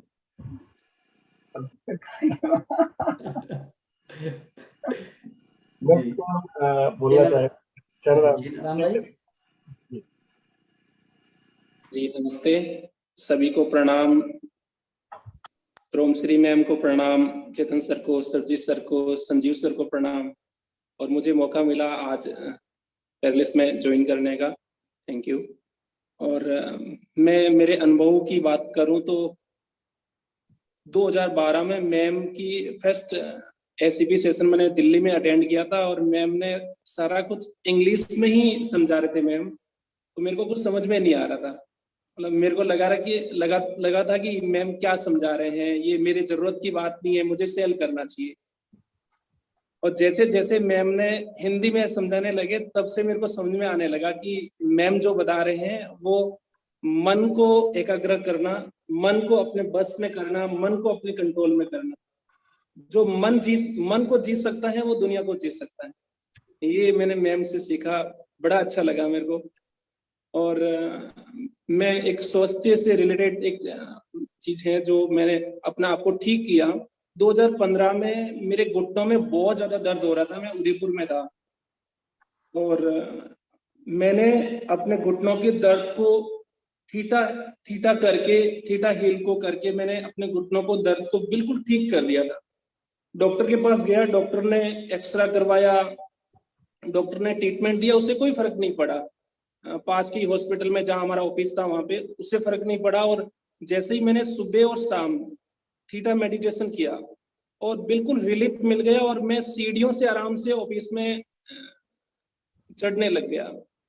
तो मैम आपने इतना अच्छा अद्भुत ट्रेनिंग दे रहे हैं आप और ग्लेज के डायरेक्टर सर, जो इतना अच्छा, जो बाहर की दुनिया से और हमारी इस ग्लेज की दुनिया में अब रात दिन का फर्क है, जमीन आसमान का फर्क है, कि इतना खूबसूरत ट्रेनिंग जो यहाँ पे लोग पैसे से लेके बात करते हैं, समस्याओं से लेके बात करते हैं, और ये एसीपी सेशन और इस टाइम में कोरोना काल में हम लोगों के लिए बहुत हिम्मत का एक पैगाम दिया आपने, और हमें हमारी डाउनलाइन को और पूरे ग्लेस परिवार को, पूरी ग्लेस टीम को, और स्पेशली मुझे, मतलब मैं अंदर से टूटा हुआ था कि अब कैसे करेंगे, कैसे टीम को मल्टीप्लाई करेंगे, कैसे लोगों को मदद करेंगे।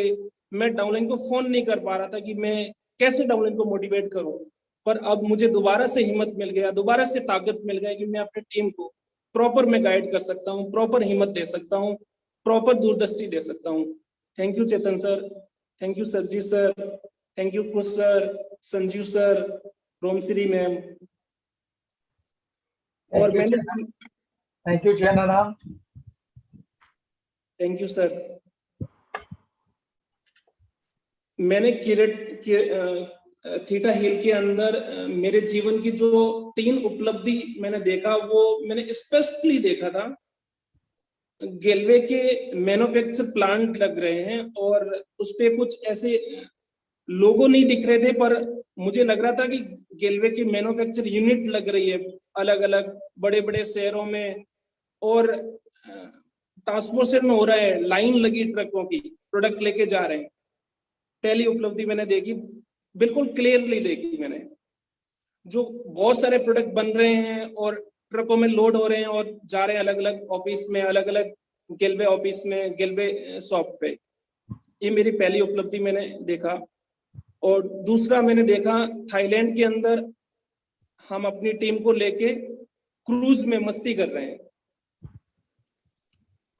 फ्लाइट में बैठ रहे हैं, गो जय गेलवे का नारा लगा रहे हैं, और ऐसे फ्लाइट में बैठ रहे हैं, शूटिंग हो रहा है, मस्ती कर रहे हैं। पिछली बार जब थाईलैंड में गए थे तो हमारे साथ में पंकज सर ने बड़ा झूमता हुआ गाना गाया था, और एक सुबोध ने भी सॉन्ग के साथ मस्ती किया था। वैसे ही अभी नया एक टूर थाईलैंड का कर रहे हैं, और सब उनके साथ, सब डाउनलाइन जो भी डाउनलाइन क्वालिफाई कर रहे हैं सब लोग वहां पे मस्ती कर रहे हैं। बड़ा अच्छा फील हुआ सर। और तीसरी मुझे जो दिखा, मेरे परिवार में हम सभी 6 भाई हैं और जॉइंट फैमिली में हम लोग रहते हैं। बड़े 5 भाई हैं, एक चाचा का है और भाभी, और सभी परिवार के लोग इतने खुश हैं, इतने मिलजुल के रह रहे हैं, इतने प्यार से रह रहे हैं कि शब्दों में मैं बता नहीं सकता। Thank you Chetan sir, thank you Sanjeev sir, thank you Romshree ma'am, thank you. Thank you Chenaram, बहुत बहुत धन्यवाद आपका। मैं जब भी यहाँ कुछ बात करनी होती है तो मैं ईश्वर से प्रार्थना करता हूँ कि आप ही बताना आज मुझे क्या बात करनी है। और अक्सर ये होता है कि जो पैनल में कुछ लोग होते हैं वो कोई ना कोई अपना ऐसा अनुभव शेयर करते हैं, तो मुझे एक प्रेरणा हो जाती है कि मुझे आज क्या बात करना है। तो तुमने आज मन की एकाग्रता शब्द का इस्तेमाल किया, तो मेरे लिए वही प्रेरणा है। तो इस आप लोगों की शेयरिंग के बाद उसके ऊपर बात करेंगे। Thank you so very much. Thank you sir. Mankuwar. Sir Mankuwar, एक बात शुरू करने से पहले मैं आपको एक बात बताना चाहूँगा। कुछ महीने पहले हम लोग रायपुर में थे, छत्तीसगढ़ में। मैं पहले रोहित के घर था, उसके बाद हम एक कार्यक्रम में गए। तो उस कार्यक्रम में मानकुवर ने जो नारा जिस तरह से बोला और जो दिया, हर हर गेलवे, घर घर है गेलवे। अच्छा, ये नारा मानकुवर का दिया हुआ। सर थोड़ा सा आई एम सॉरी, मुझे माफ कीजिएगा। मानकुवर जिस पूरी उस एरिया में सभी मेरी बहनों को लीड करती है, उसमें एक बहन है चंचल विश्नोई। चंचल विश्नोई बहन ने ये नारा दिया था। हाँ, मानकुवर उस हालांकि मानकुवर क्यों डाउन लाइन में नहीं है, लेकिन डाउन लाइन की तरह मानकुवर उनका ख्याल रखती है। Okay, thank you. तो हम चंचल विश्नोई जी और मानकुवर दोनों को इसके लिए बधाई दें। जी मानकुवर जी, आप बताएं। नमस्कार सर, मैम। नमस्कार सर, मैं आज का अपना अनुभव शेयर करने से पहले कुछ बताना चाहती हूँ जो मेरे साथ घटित हुआ है। जब से यह ट्रेनिंग चल रही है लाइफ चेंजिंग की, तब से मैं फर्स्ट डे से ही ट्रेनिंग अटेंड कर रही हूँ। लेकिन 4th डे में, जब 4थे दिन में मैं जब थीटा कर रही थी, तो हमारी आदरणीय रोमश्री मैम जब बोले कि आप 3 चीजें स्पष्ट देखिए, तो उसमें से मैंने एक चीज देखी थी कि जिस तरीके से हर दिन हमारे इस ट्रेनिंग में हमारे अपलाइन सर मैम लोग पैनल में आते हैं और अपना अनुभव शेयर करते हैं, तो मैंने 4th डे में जब थीटा की, उसके बाद जब मैंने देखा कि मैं भी पैनल का हिस्सा हूँ और मुझे अपना अनुभव डायरेक्टर सर के साथ, सर के साथ, मैम लोगों के साथ शेयर करने का मौका मिल रहा है, ये मैंने 4th डे में देखी थी और आज ये घटना मेरे साथ हो रहा है तो मुझे मतलब बहुत खुशी हो रही है और यकीन नहीं हो रहा था। तो ये चीजें मुझे बहुत अच्छा लगा सर। और आज की मैं अपनी अनुभव की मैं बात करूं तो जब मैं थीटा की जो मैम बोले 3 चीजें स्पष्ट रूप से देखिए करके, तो उसमें सबसे पहले मैंने देखा सर कि मैं अपने गांव में बहुत ही खूबसूरत घर बनाई हूँ खुद की इनकम का, और उस घर में मैंने देखा मेरी पूरी फैमिली है और सब लोग बहुत खुश है और हंस खेल रहे हैं। मुझे वो अपना घर और अपनी फैमिली पूरे स्पष्ट रूप से दिखाई दिया, पहली चीज है। दूसरी चीजें मैंने देखा सर कि मेरी नेटवर्क बहुत बड़ी हो गई है और मैं अपने लीडर लोगों के साथ कहीं बाहर में हूँ और प्लानिंग करने के बाद मैं बाहर अपने डाउनलाइन लोगों के साथ, अपनी पूरी नेटवर्क के साथ बहुत इंजॉय कर रही हूँ। और तीसरी चीजें देखा सर कि बहुत बड़ा स्टेज है और उस स्टेज में हमारे बहुत सारे विलेज के गैल्वियन परिवार पूरे लोग हैं, लेकिन उसमें मैं स्टेज पे हूँ, मेरे हाथ में माइक है, मैं माइक पकड़ी हूँ, एक हाथ में माइक है, दूसरे हाथ में चेक है और मुझे बात करने का मौका मिला। ये 3 चीजें मुझे बहुत ही स्पष्ट रूप से दिखाई दिया। बाकी thank you sir. Thank you very much, Ma'am Kaur. Thanks a lot.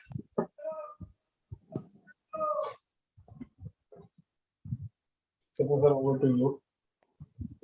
आप कुछ पर। आज सुबह जब ये सेशन शुरू हुआ तो रोमश्री ने बहुत अच्छी बात करी अफर्मेशन के बाद। ये सारा कार्यक्रम का जो उद्देश्य है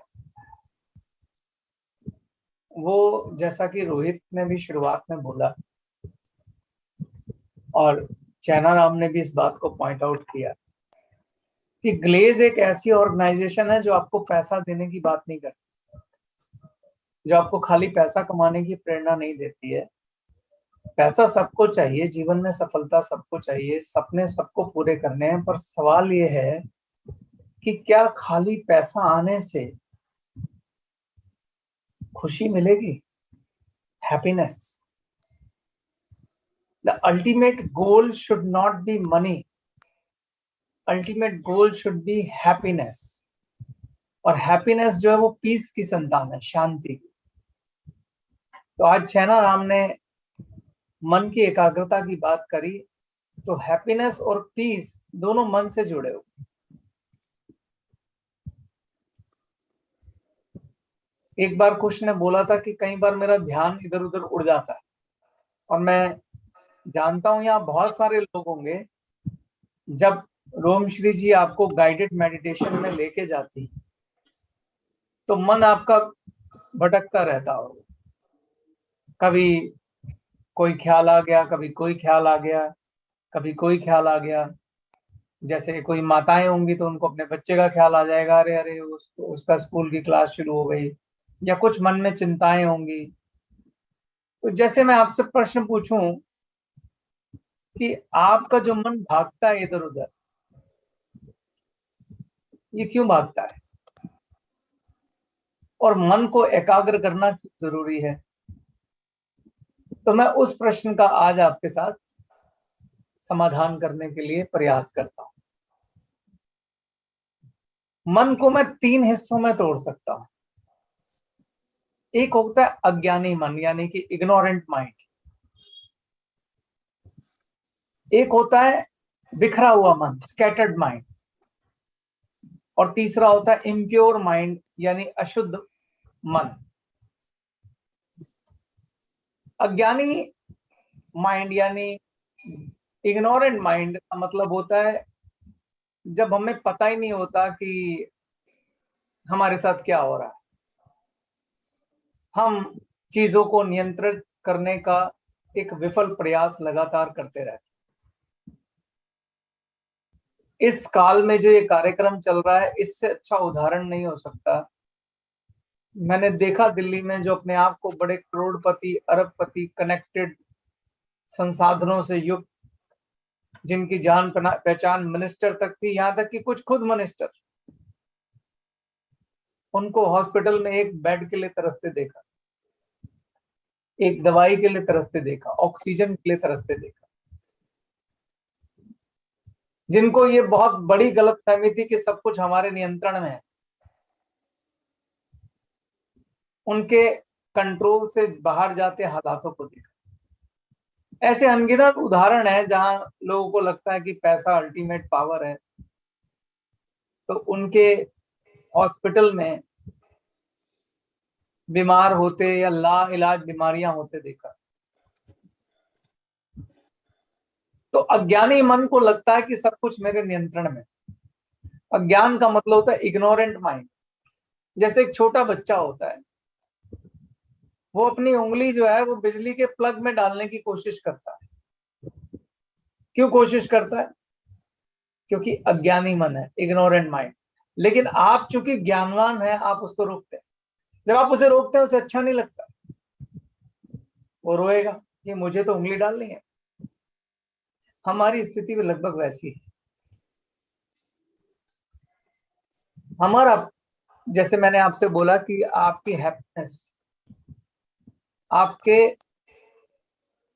मन की स्थिति पर निर्भर करती है कि आपका मन कितना शांत है। तो अज्ञानी मन कभी शांत नहीं हो सकता। अज्ञानी मन आपको कभी खुशी लेने नहीं देगा। एक ज्ञानवान मन है और एक अज्ञानी मन है। मन को आप माइंड भी कह सकते हैं। दोनों में क्या फर्क होता है? सेम घटनाओं पे दोनों का रिएक्शन अलग अलग होता है। अज्ञानी मन हर एक को नियंत्रित करना चाहेगा। जैसे मेरी पत्नी को मेरे हिसाब से चलना चाहिए, मेरे बच्चों को मेरे हिसाब से चलना चाहिए, मेरे दोस्तों को मेरे हिसाब से चलना चाहिए, मेरे साथियों को मेरे हिसाब से चलना चाहिए। और जब वो उनके हिसाब से नहीं चलते हैं तो वो चिड़चिड़ाते हैं, गुस्सा करते हैं और दुखी होते हैं। ऐसे बड़े सारे उदाहरण मैंने तो व्हाट्सएप ग्रुप के अंदर देखा। अलग अलग पॉलिटिकल पार्टीज के लोग व्यू रखते हैं और एक आदमी पूरा जोर लगा रहा होता है उसके अंदर कि दूसरों को समझाए कि भाई ये नहीं और वो नहीं और ऐसा नहीं और वैसा नहीं। और जब लोग वैसा नहीं करते हैं तो वो दुखी होता है। एक दोस्त अपने दोस्त को पूरा समझाने का प्रयास करता है कि तुझे ऐसा नहीं करना है, वैसा नहीं करना है, ये करना है, वो करना है, लेकिन जब वो नहीं मानता तो मन दुखी होता है। अज्ञानी मन सब चीजों को नियंत्रित करने का प्रयास करता है। आपको किसी को नियंत्रित करने की बजाय उस अज्ञानता से उसे दूर ले जाने का प्रयास करना चाहिए। और वही प्रयास इन 40 दिनों के कार्यक्रम में हो रहा है कि हम अज्ञानी मन को ज्ञानवान बनाएं, जिससे आपके आसपास होने वाली घटनाओं से आपको तकलीफ कम। खुशी के लिए घटनाएं बदलने की आवश्यकता नहीं है। हैप्पीनेस का मतलब ये नहीं है कि आपके जीवन में होने वाली घटनाएं बदल जाएं। घटनाओं पे आपका कोई नियंत्रण नहीं है। घटनाएं आपके प्रारब्ध से जुड़ी हैं, यानी आपके कर्म फल से जुड़ी हुई, और इस जन्म के कर्म नहीं। कई बार लोग कहते हैं मैंने तो आज तक किसी का बुरा नहीं किया, मेरे साथ ऐसा क्यों हो रहा है? क्योंकि पूर्व जन्मों से सब कथा चल रही। आपने इस जीवन में सब कुछ अच्छा किया होगा, लेकिन फिर भी कुछ बुरा घटित हो सकता है। तो घटनाएं आपके वश में नहीं है। फिर आपके वश में क्या है? आपके वश में है आपका मन।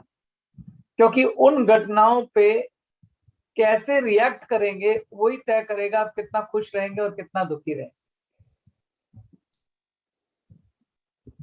हाईएस्ट स्टेज होती है समता, समत्व। ना कोई बहुत कुछ अच्छा हुआ तो उस पर खुश होना चाहिए, ना कुछ बहुत बुरा हुआ तो उस पर दुखी होना चाहिए। अगर आपको ज्ञान है तो आप समझ पाएंगे इस पे आपका नियंत्रण नहीं है, सिर्फ आप इसे देख ही सकते हैं। आपको धैर्यवान बनना होगा। मैंने आपको 3 मन बताए, अज्ञानी मन, स्कैटर्ड माइंड, बिखरा हुआ मन, और तीसरा इम्प्योर माइंड। तो अज्ञानी मन जो है ज्ञानवान कब होगा? जब आप सच्चे शुद्ध और शुद्ध ज्ञान को लेंगे। अब ये सच्चा और शुद्ध ज्ञान क्या है? मैं आपको सच्चा शुद्ध ज्ञान नहीं दे सकता क्योंकि मैं खुद उतना शुद्ध नहीं हूं। तो शुद्ध ज्ञान तो वहीं से मिल सकता है जो कोई खुद शुद्ध रहा हो। तो इसलिए मैं आपसे ये नहीं कह रहा कि आपको जो मैं ज्ञान दे रहा हूं आप वो ले लो। ज्ञान तो आपके पूर्वज, बड़े बड़े महान ऋषि, बड़े बड़े महापुरुष यहाँ आए। शुद्ध ज्ञान तो आपको उन्हीं से मिल सकता है जिन्होंने ऐसा जीवन जिया। तो आप उनके द्वारा लिखे हुए किताबों को पढ़िए। आपको एक बड़ी हैरानगी की बात बताता हूं। मेरा जो जन्म है वो हिंदू परिवार में, सनातन धर्म में हुआ है। लेकिन जब भी रोमश्री मुझको ये कमांड देती हैं कि आप सुनहरे रोशनी के तल पे जाइए जहां असेंडेंट मास्टर्स हैं सारे, आपको जान के हैरानगी होगी कि मुझे सबसे पहले जो मास्टर वहां दिखाई देते हैं, जिनको मैं वंदना करता हूँ, चरण वंदना करता हूँ, वो गुरु नानक देव है। मुझे सबसे पहले उनके दर्शन होते और मैं उनके साथ प्रणाम करके आगे बढ़ता हूँ, जबकि मेरा इस जन्म में उनके साथ कोई संबंध नहीं, क्योंकि मेरी मान्यताएं, मेरे धर्म अलग है। लेकिन मुझे वही दिखे हर बार, बिना नागा, विदाउट फेल।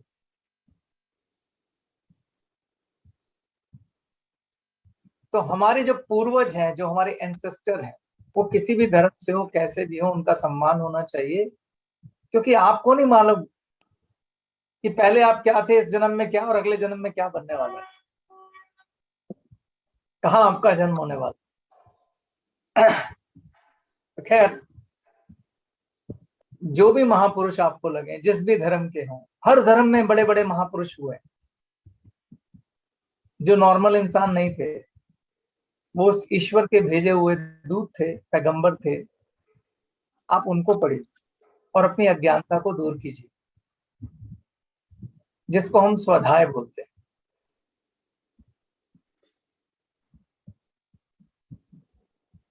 एक है अशुद्ध मन। अशुद्ध मन को आप कैसे समझाएंगे? अशुद्ध मन, अगर कोई पैनल से बोलना चाहे तो जरूर बोलिएगा अशुद्ध मन का क्या मतलब। वैसे हल्का सा अंदाजा दे देता हूं। अशुद्ध मन को इंग्लिश में बोलेंगे तो डर्टी माइंड बोलते हैं। मैं वो नहीं बोल रहा, I am not saying dirty mind. अशुद्ध का मतलब है कोई भी ऐसी स्थिति जो आपको दुखी कर दे। तो दुखी जो करती है वो चीजें क्या है? गुस्सा, निराशा। जो व्यक्ति बहुत ज्यादा गुस्सा करता है उसका शुद्ध मन है। और जब मैं आपसे ये कह रहा हूं तो मैं ये नहीं कह रहा हूं मेरा शुद्ध मन है, मुझे भी गुस्सा आता है, मेरी भी ऐसी स्थिति है।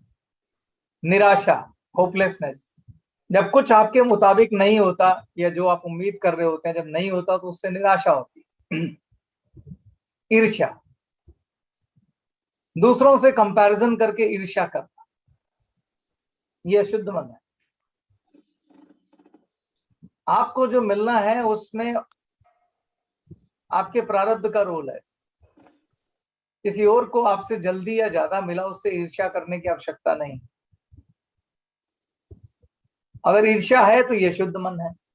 ग्रीड, लालच,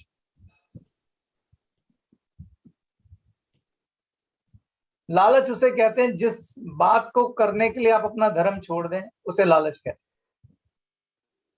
जैसे आपका धर्म है अपना बिजनेस ईमानदारी से करना, लेकिन थोड़े से चेक के लिए आपने बेईमानी कर डाली, तो ये तुमने लालच के वशीभूत हो गई। तो लालच भी अशुद्ध मन है। बेईमानी, भ्रष्टाचार, करप्शन, ये अशुद्ध मन है।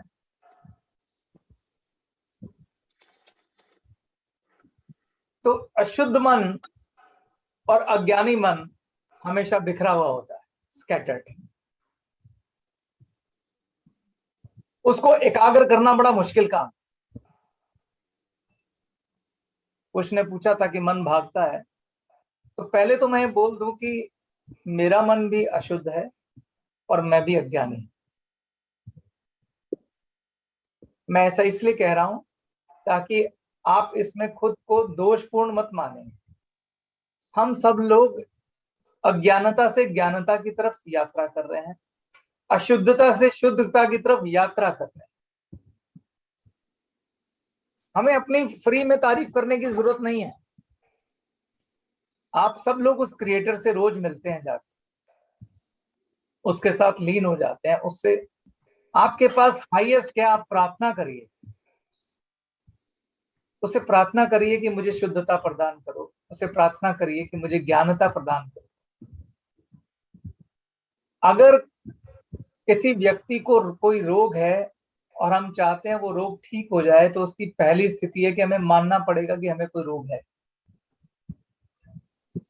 तभी आप उसके पास उसके निवारण के लिए जाएंगे। अगर आप डिनायल मोड में रहेंगे कि नहीं मैं ही सर्वश्रेष्ठ हूं, तो उस रोग का इलाज नहीं हो सकता।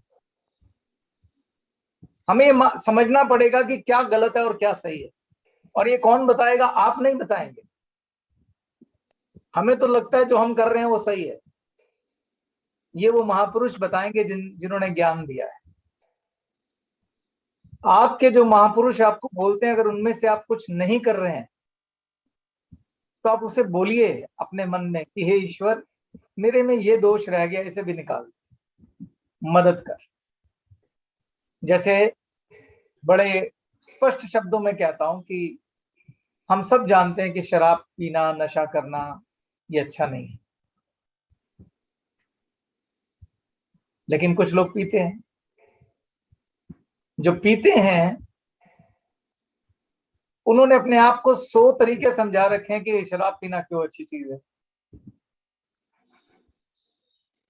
उन्होंने 100 कहानियां खुद को सुना रखी हैं। यहां तक कि मैं अपने एक मित्र से मिला, मैंने उनको बोला पीना अच्छी बात नहीं है, तो उन्होंने पता नहीं कौन सी एक किताब निकाल के, वो किसी इंग्लिश राइटर की थी, उसमें बोला कि देखो भगवान कृष्ण और जो विदुर जी हैं वो वाइन पीते।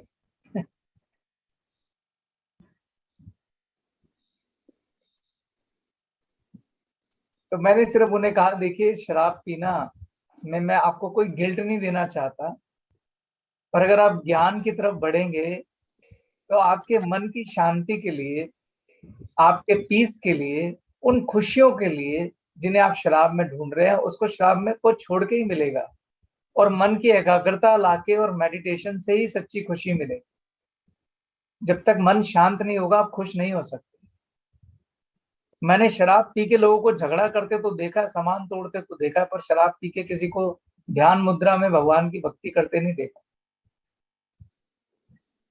तो कहने का मतलब यह है कि अगर आप पीते भी हैं तो ईमानदारी से अपने आप से और अपने ईश्वर से जरूर कहें कि हे प्रभु, मुझे ऐसी शक्ति देना कि मैं इसे छोड़ के आपके साथ लीन हो सकूं।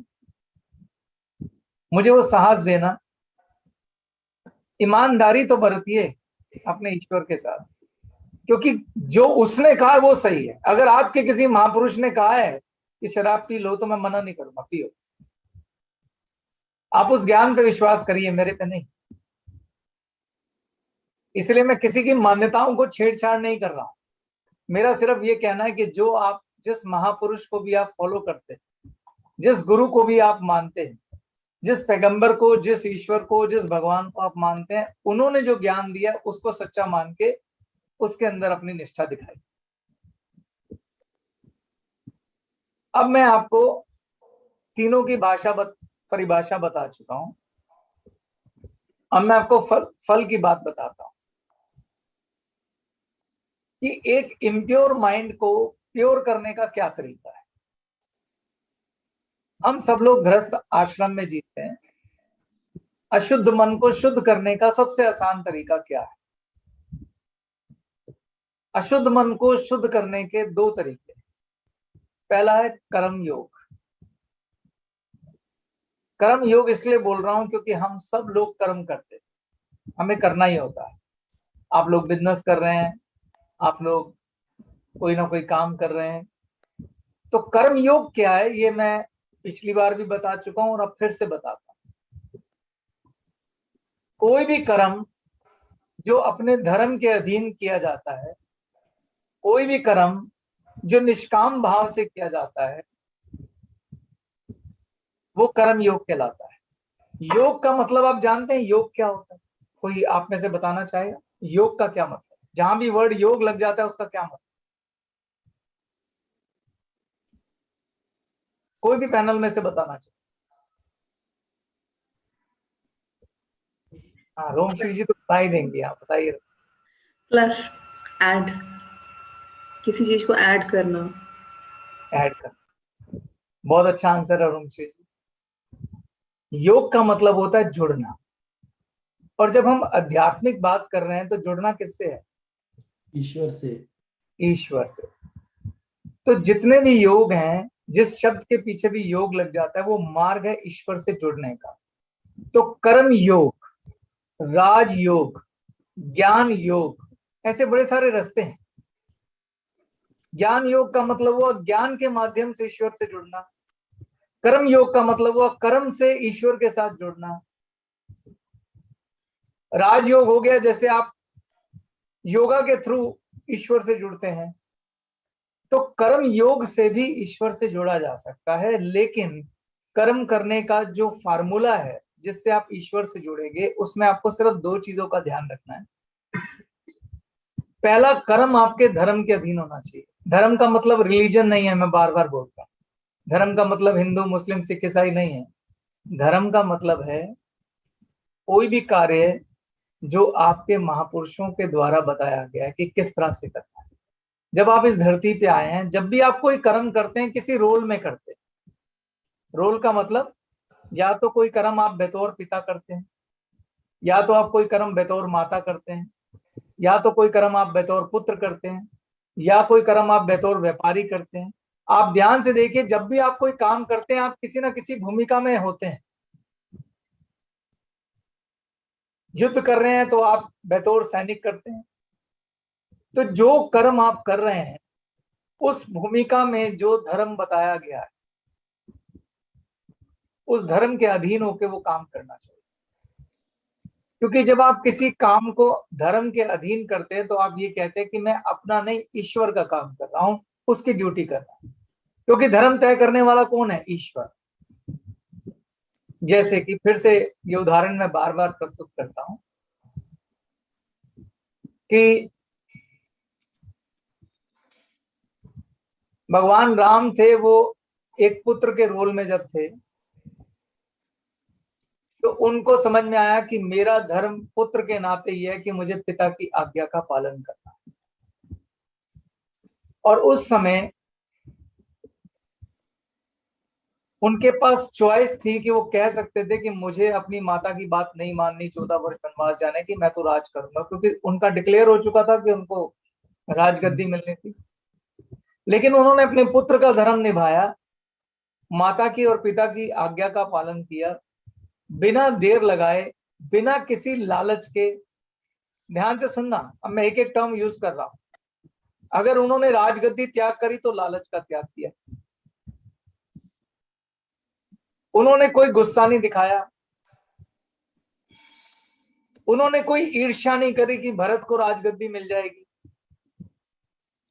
उन्होंने कोई बैर नहीं रखा। उतने ही सम्मान माता को दिया जब कैकेयी को दिया जब वो वनवास को गए।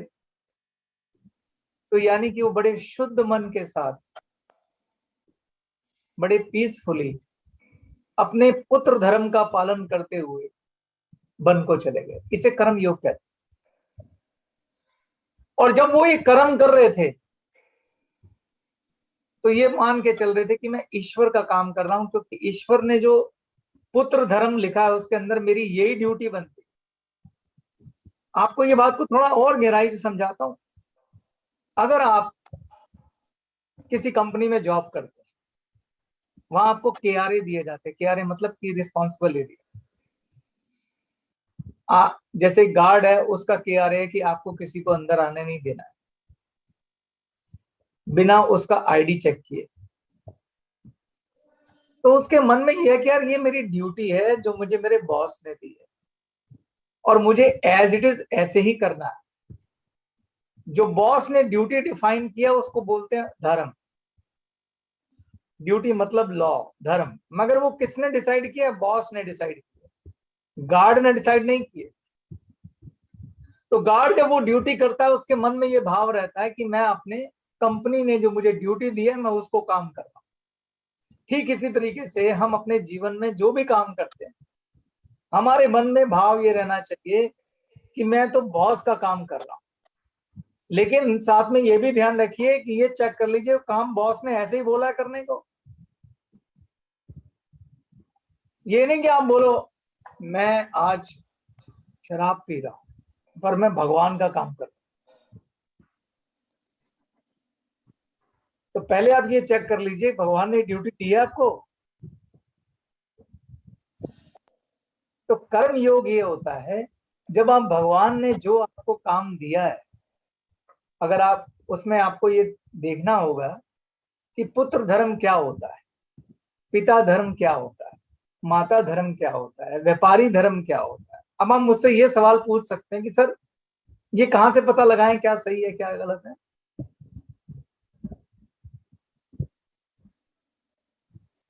मैं सनातन धर्म का तो फिर भी आपको बता सकता हूं, बाकी सब धर्मों में मुझे पूरी उम्मीद है कि हर जगह धर्म एक्सप्लेन किए गए हैं, सब संप्रदायों में, सब रिलीजन में धर्म एक्सप्लेन किए गए। सनातन धर्म के अंदर 2 ग्रंथ हैं, रामायण और महाभारत। सारे धर्म वेदों में समझाए गए हैं और सारे धर्म भागवत गीता में भी समझाए गए, लेकिन उसका उदाहरण जो प्रस्तुत हुआ है वो रामायण और महाभारत में हुआ है।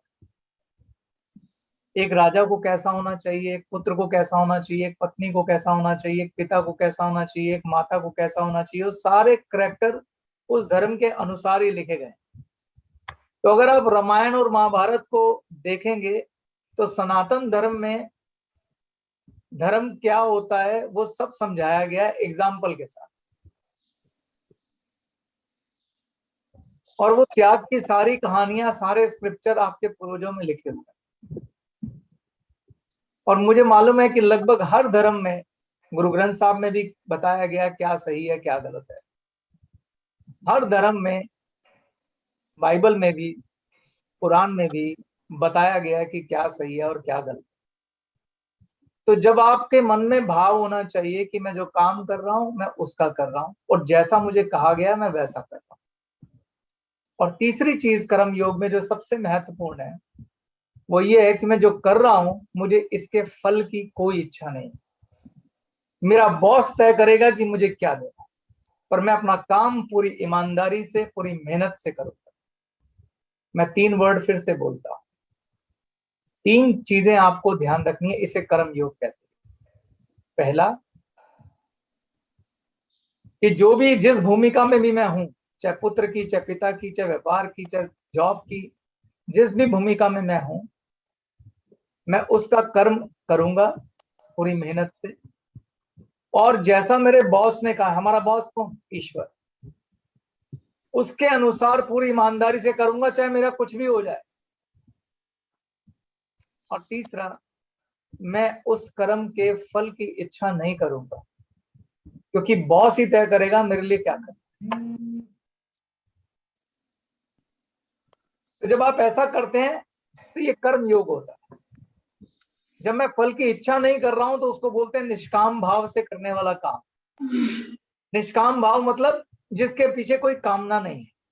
मैं आपको ये नहीं कह रहा हूं कि आपको बिजनेस नहीं खड़े करने, आपको बड़ा बड़ा कुछ बनाना नहीं, सब बनाना है, मगर उसमें जब आप निष्काम भाव से करते हैं ईश्वर आपको आपकी उम्मीदों से भी ज्यादा देता है। अभी रोम श्री जी ने बहुत अच्छी बात बोली, निष्काम भाव की ताकत बताता। रोम श्री जी ने कहा था कि एक व्यक्ति ने, गांव का व्यक्ति था, उसने इच्छा कर ली कि मैं गांव का सबसे ज्यादा रईस बनूं। पर अगर वही काम उसने निष्काम भाव से किया होता, क्या पता ईश्वर ने उसके लिए कितना बड़ा सोच रखा था। तो क्यों ना हम अपनी इच्छाएं भी उसके हवाले कर दें कि तू ही जान भाई, मैं तेरी पूरी ईमानदारी से ड्यूटी कर रहा हूं, अब तू देख तुझे क्या करना है। तो ये कर्म योग है। जब आप कर्म योग करते हैं, अगर आपने ध्यान से सुना, गहरी बात करने जा रहा हूं, जो मैंने राम जी का आपको कर्म योग बताया, तो ना उसमें ईर्ष्या थी, ना उसमें गुस्सा था, तो ये क्या हो जाता है, शुद्ध मन हो जाता है, प्योर माइंड। और जब माइंड प्योर होता है और हल्का होता है तो इधर उधर नहीं भागता। तो जब आप कर्म योग का पालन करते हैं तो आपका मन शुद्ध होने लग जाता है। एक और चीज करनी होती है, वो है जप। जब आप जप भी करते हैं तो उससे आपका मन शुद्ध हो जाता है। जब आप ये दोनों चीजें करते हैं, कर्मयोग और जप, तो आप ऊंची एनर्जी पे वाइब्रेट करने लग जाते हैं, ऊंची फ्रिक्वेंसी पे। रोमश्री जी ने अपनी मेडिटेशन में आपको बोला कि आप हायर फ्रिक्वेंसी के प्लैनेट पे चले जाते हैं, जहां आपके कौन रह रहे हैं, आपके गुरु, आपके एसेंडेंट मास्टर, जहां मुझे गुरु नानक देव के दर्शन हुए। तो हायर फ्रिक्वेंसी पे वाइब्रेट करने का मतलब है कि आप ऊंचे और ऊंचे तल पे चले जाते हैं। उस समय अगर आप मेडिटेशन करेंगे इन नियमों के साथ, तो आपके अनुभव अलग ही तरह के होंगे। आपकी शिकायत दूर होगी कि मन भाग रहा है। मुझे मालूम है जो मैं कह रहा हूं वो करना इतना आसान नहीं है, पर मैं एक चीज को अक्सर बोलता हूं कि जागृति यानी ज्ञान 90% समस्याओं का सॉल्यूशन। और ये ज्ञान जो मैं आपको दे रहा हूं ये मेरा नहीं है, मैं सिर्फ जो पढ़ रहा हूं आपको दे रहा हूं, और मैं भी इसको अपने जीवन में इंप्लीमेंट करने का प्रयास कर रहा हूं। मैं हो सकता है 2-3% पे पहुंचाऊं, लेकिन मुझे मालूम है आप में से बहुत सारे ऐसे लोग होंगे जो बहुत महान होंगे, हो सकता है वो उस ज्ञान को लेके एकदम 50-60-70% पे पहुंच जाए। मुझे कोई ईर्ष्या नहीं है उनके साथ, जिसका भला हो वो अच्छा। हो सकता है मेरी गति धीमी हो, मुझे उतनी मुश्किल आ रही हो उसको करने में, और आप में से कुछ हो जो पूरी स्पीड पकड़ ले, लेकिन ज्ञान तो बांटा ही जाना चाहिए। तो मैं जगत कल्याण हेतु, ग्लेस परिवार के हर सदस्य के कल्याण हेतु ये ज्ञान सिर्फ इधर से लेके आपको इधर दे रहा हूं। जैसा लिखा वैसा आपको दे दिया, मेरा कुछ नहीं है उसमें। तो कर्म योग यानी कि जो सबसे ज्यादा सूट करता है हम लोगों को, क्योंकि हम सबको कर्म करना है, हम इसलिए इस जन्म धरती पे आए। तो कर्म योग की 3 बातें जरूर लिख लें अपने पास, और प्रयास करें जब भी कोई कर्म करने लगे, पहली लाइन ये बोले, हे ईश्वर ये आपका काम कर रहा हूं, आपकी ड्यूटी कर रहा हूं, आपकी सेवा कर रहा हूं। अगर आपको पता हो कि इस कर्म का धर्म क्या है जो आपके शास्त्रों से आया है, तो आपको वैसा ही करना चाहिए। और अगर नहीं पता लग रहा तो भी उस ईश्वर से प्रार्थना करना कि मुझे मालूम नहीं ये काम सही है या गलत, आप ही बताना, कोई ना कोई देखना संदेश आ जाए। जैसे आज मैं सोच रहा था मैं किस टॉपिक पे बोलूं, ईश्वर, मैं तो वही बात करता रहता हूं, भगवान से बात करनी चाहिए। तो छैना राम जी ने मन की एकाग्रता दे दी, और आपको अपने आप ध्यान जाएगा आज इस पे बात करनी चाहिए। ईश्वर आपसे बात करता है, आपकी अंतरात्मा आपसे बात करती है। बस आप एक सच्ची अपनी इच्छा जाहिर करो कि जो मैं ये करने जा रहा हूं इसका धर्म भी बताना पड़े, मुझसे कुछ गलत ना हो जाए, किसी का मन ना दुख जाए, किसी के दूसरे की तरक्की से मुझे ईर्ष्या ना हो, मुझे क्रोध ना आए, मुझे लालच ना आए, मैं ईमानदारी से अपने काम को निर्वाह कर सकूं, और ये मेरे मन में हमेशा भाव रहे कि मैं आपका काम कर रहा हूं, और फल आप ही देखना। आप तो अंतर्यामी हो, आप जानते हो मेरी क्या इच्छाएं हैं, पर आप ही देखना, मुझे नहीं पता मेरे लिए क्या हाईएस्ट और बेस्ट है। इससे मन में शुद्धता पैदा हो, प्योरिटी पैदा हो, और प्योर माइंड फिर आपका बिखरा हुआ नहीं रहता, आपको एकाग्रता करनी आसान है।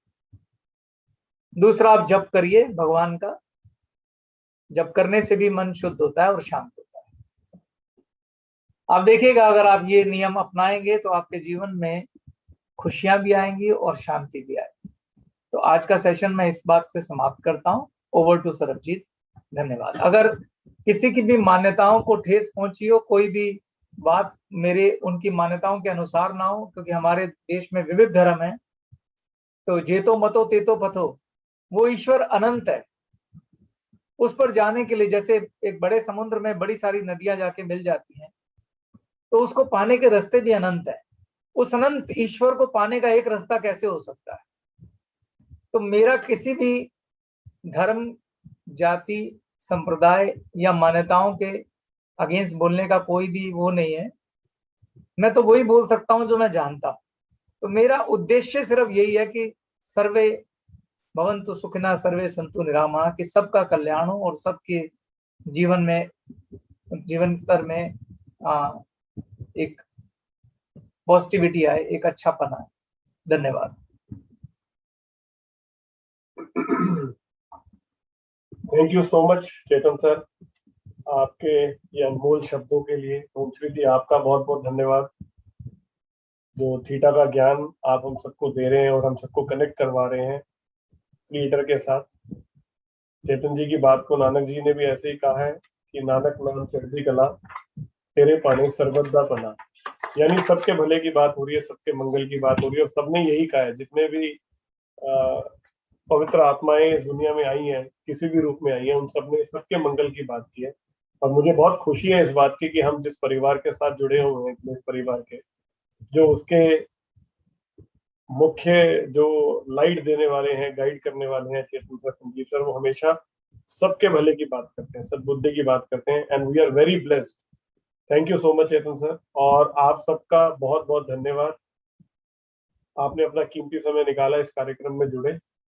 कल सुबह 10 बजे 10वें दिन हम सब मिलेंगे। तब तक के लिए जय हिंद, जय गैलवे दोस्तों। ईश्वर आप सबको स्वस्थ रखे, व्यस्त रखे और मस्त रखे। Thank you very much. Thank you. जय हिंद, जय गैलवे। जय हिंद, जय गैलवे। Thank you so much Chetan sir, Sarbajit sir, Romshree ma'am. आज हमारे इन मास्टर्स ने हमें बहुत अच्छा सिखाया। अब इसको सीख कर अपने जीवन में हम लागू करें, यही हमारा उद्देश्य होना चाहिए। इसके साथ कुछ बातें हैं, जैसे हमारे मित्र रोहित ने कहा था सुबह उठते के साथ, ये बात मुझे बहुत पसंद आई, इसलिए मैं आखिरी में कंक्लूड कर रहा हूं कि सबसे पहले वो एग्जाम देते हैं। तो एग्जाम रोज चल रहा है, सर्वप्रथम खुद दें, और एक एक ग्लेस परिवार जो ग्लेस से जुड़ा हुआ है, उसके पास ये विकल्प है परीक्षा देने का, तो आप वहां पर परीक्षा दें, जरूर दें। और ये जो हमारा चैनल है, ये क्योंकि 40 दिन तक कार्यक्रम चलने वाला है और इस बीच में भी बहुत कुछ आपको सीखने और जानने के लिए मिलता है। तो अगर आप पहली बार आज ये वीडियो देख रहे हैं तो इस चैनल को सब्सक्राइब करके बेल आइकन जरूर दबाएं, ताकि नोटिफिकेशन आपके पास आ सके। ये ट्रेनिंग आपको बहुत अच्छी लग रही है तो लाइक का बटन जो अंगूठा ऊपर की तरफ किया हुआ है, आप उसे जरूर एक बार आप प्रेस करके बताएं कि हाँ, ये ट्रेनिंग आपको अच्छी लग रही है और फायदा दे रही है। इन्हीं शब्दों के साथ आज के इस 10वें दिन को हम समाप्त कर रहे हैं, 9वें दिन को समाप्त कर रहे हैं। कल सुबह फिर एक नई ऊर्जा, नए जोश, नए उत्साह के साथ कल मिलेंगे। लेकिन आज इस समय ये सेशन खत्म हो रहा है, आज का दिन नहीं। तो आज पूरे दिन को अच्छे से इस्तेमाल करें, बहुत बढ़िया तरीके से दिन की प्लानिंग करें। जो आज हम सपने देख रहे हैं, जो भविष्य में घटित हो चुके हैं हमारे जीवन में, उसके लिए कर्म करना अनिवार्य है। हमें कर्म करना जरूरी है। तो कर्म करें, जो हम सब ने सोचा है वो सब तो घटित हो ही चुका है और वो होगा ही। तो कर्म करें, पूरे दिन प्लानिंग करें और उसके ऊपर फॉलो करके काम करें। आप सभी को बहुत बहुत धन्यवाद। Very much sir. Thank you sir, thank you so much. तो आज के सेशन को खत्म कर रहे हैं। Thank you sir.